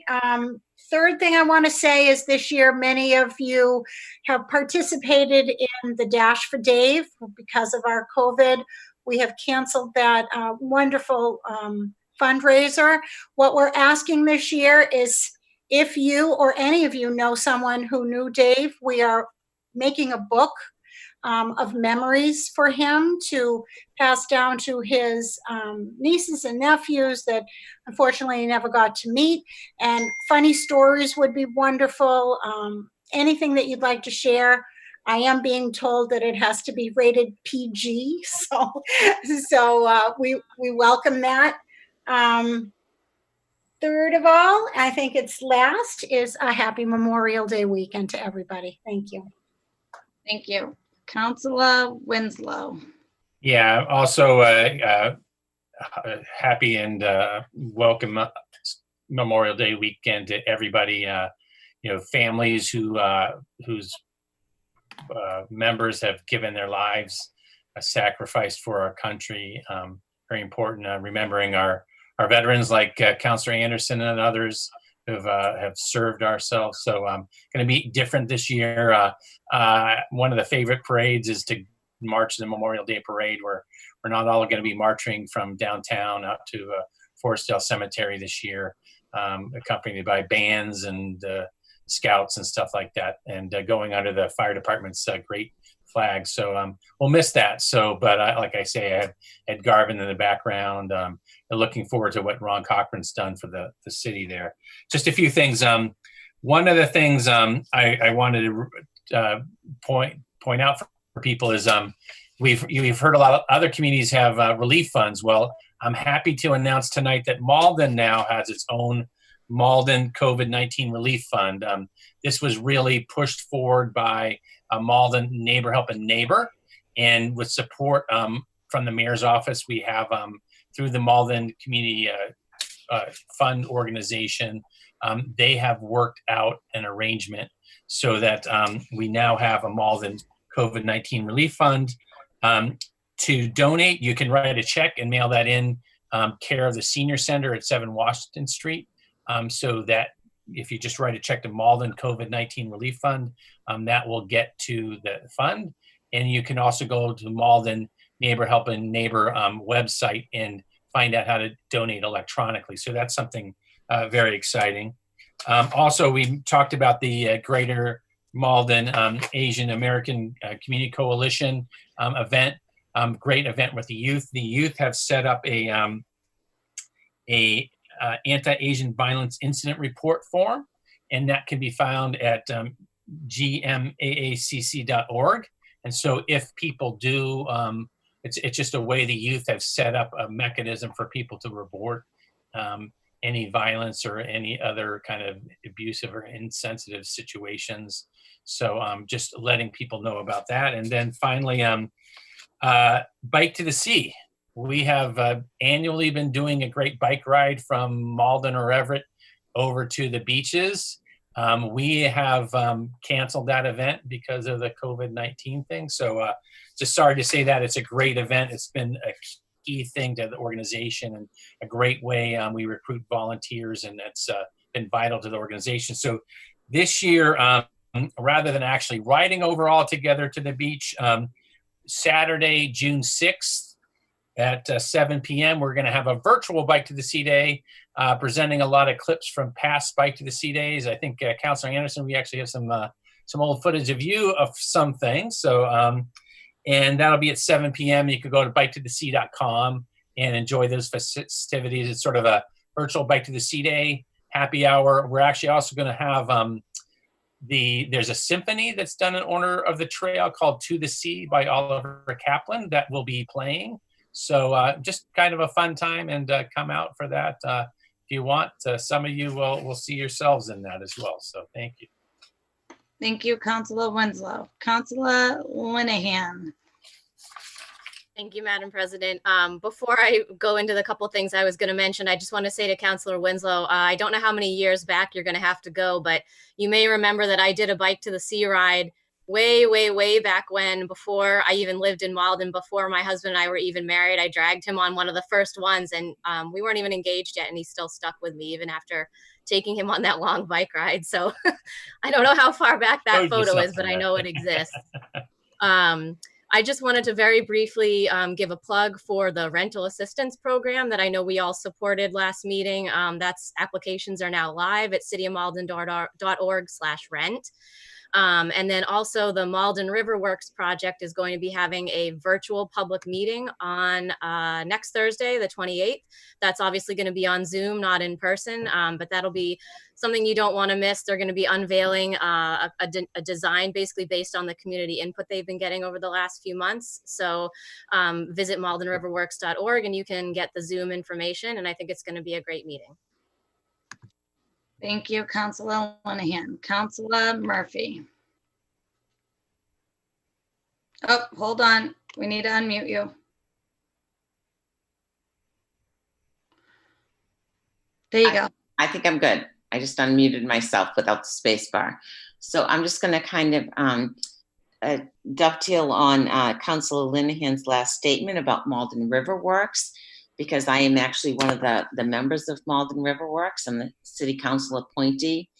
And I want people to know that this is going to be fun. It's going to be a little bit different on Thursday, the 28th, because we will be doing it by Zoom.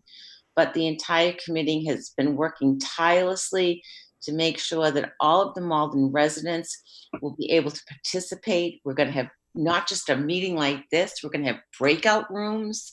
We're going to have facilitators in the breakout rooms and note takers.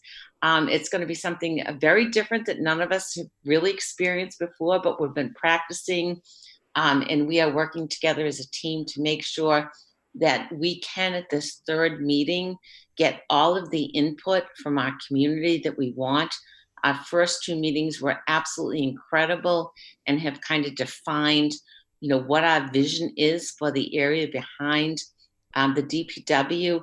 But it's bigger than that. It's not just what this little piece of land in Malden is going to be. It's a blueprint for what all areas in Malden along the river could be, but also all urban areas in other communities that have a riverfront could be. So we hope you will join us and partake in kind of this new way to brainstorm on next Thursday, the 28th. And the other thing that I wanted to announce is just a little bit of hope, because I know we've all been kind of cooped up. We did get word today from Chris Webb, the Board of Health Director, that we can open the community garden on May 25th. Now, for those gardeners who have plots, okay, it's going to take a little bit of work. It's, I talked to Julie Mangan, our garden manager, today, and we're working through how we're going to make this happen in the next week or two. So some folks might be able to get into the garden next week, and some folks might have to wait till the week after, because we do have some work we need to do to repair some of the beds now that we can get into them. But it's kind of a bright spot that life is opening up again, and we're not all going to have to stay home. There will be some rules. There's not going to be, we have 5 garden sections, so there could be no more than 10 people in a garden section at any one time, which we don't think is going to be a problem, because normally we don't see more than 2 to 3 people in a garden section at any time. But, we will have to, make sure that we are, practicing social distancing, et cetera. But it is a bright spot to know that life is starting to come a little bit more back to normal. So thank you. Thank you, Councilor Murphy. Councilor Anderson. Hold on one second. I got to unmute you. Go ahead. Got to unmute me. Thank you, Madam President. Earlier in this meeting, we were talking about the fact that each of us have supported this resolve to push back on the scapegoating that has been directed toward the Asian community. And I said, well, how proud I am of all of my colleagues and City of Malden for being such an inclusive city. I was reading the minutes of the building committee's minutes, and they were talking about naming the various rooms in the new city hall. And I just want to remind those of you who are on the committee that back in 2017, the city council moved to order that the new city hall, new city council chambers rather, in the new city hall will be again named after this great African American man who was a city councilor, who was a state representative, who was the first African American state representative to be elected from a majority white community, the city of Malden. And this guy's name was Herbert Jackson. And so as you, those of you on the committee will, just to remind you that that's what we voted, that's what we ordered, and we want to make sure that we continue to honor the legacy of Herbert L. Jackson by honoring him and renaming our city council chambers after him. So for that, I say thank you. Thank you, Councilor Anderson. Councilor Spatafora. I can't hear you. Still can't hear you. Still can't hear you.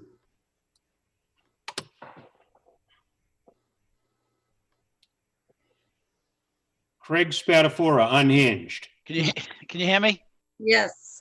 The space button, for some reason, the stuck, it doesn't work, so I apologize.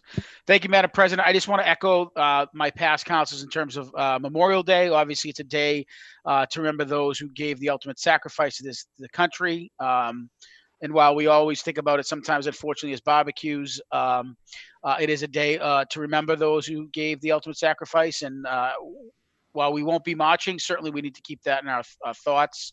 And hopefully there is some good weather.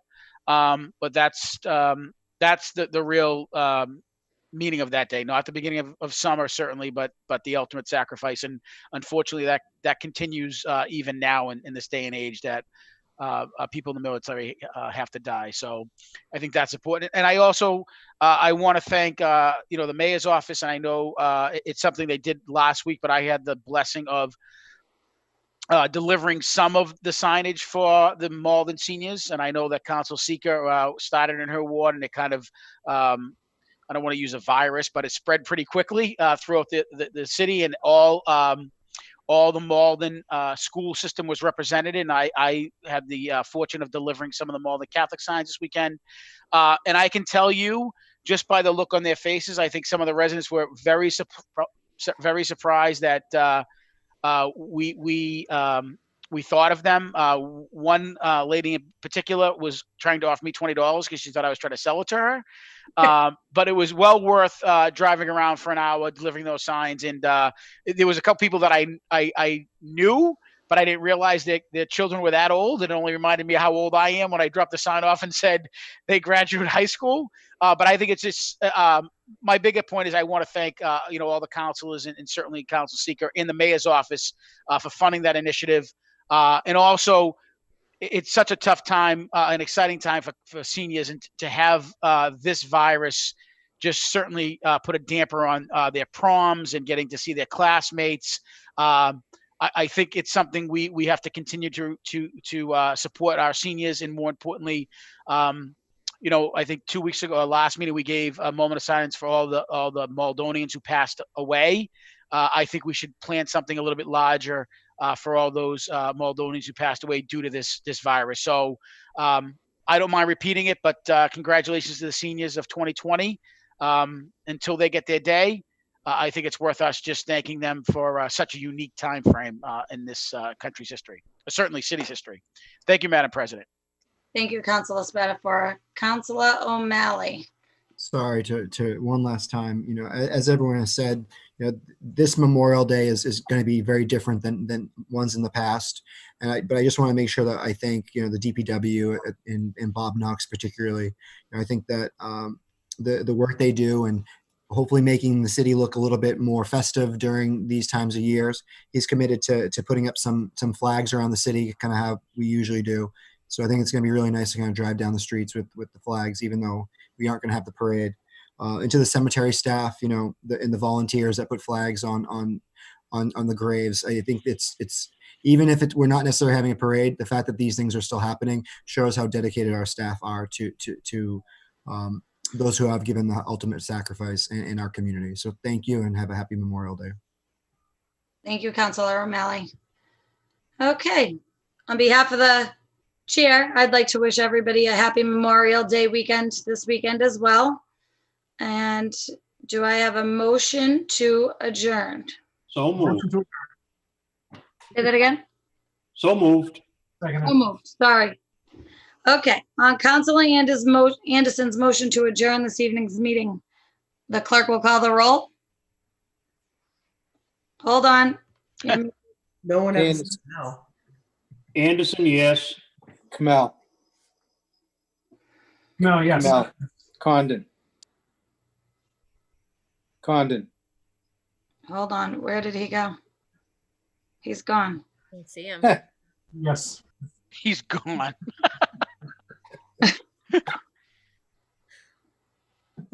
Yeah, I don't see All right, moving on. him. Okay. Crow. Yes. Di Maria. Yes. Linehan.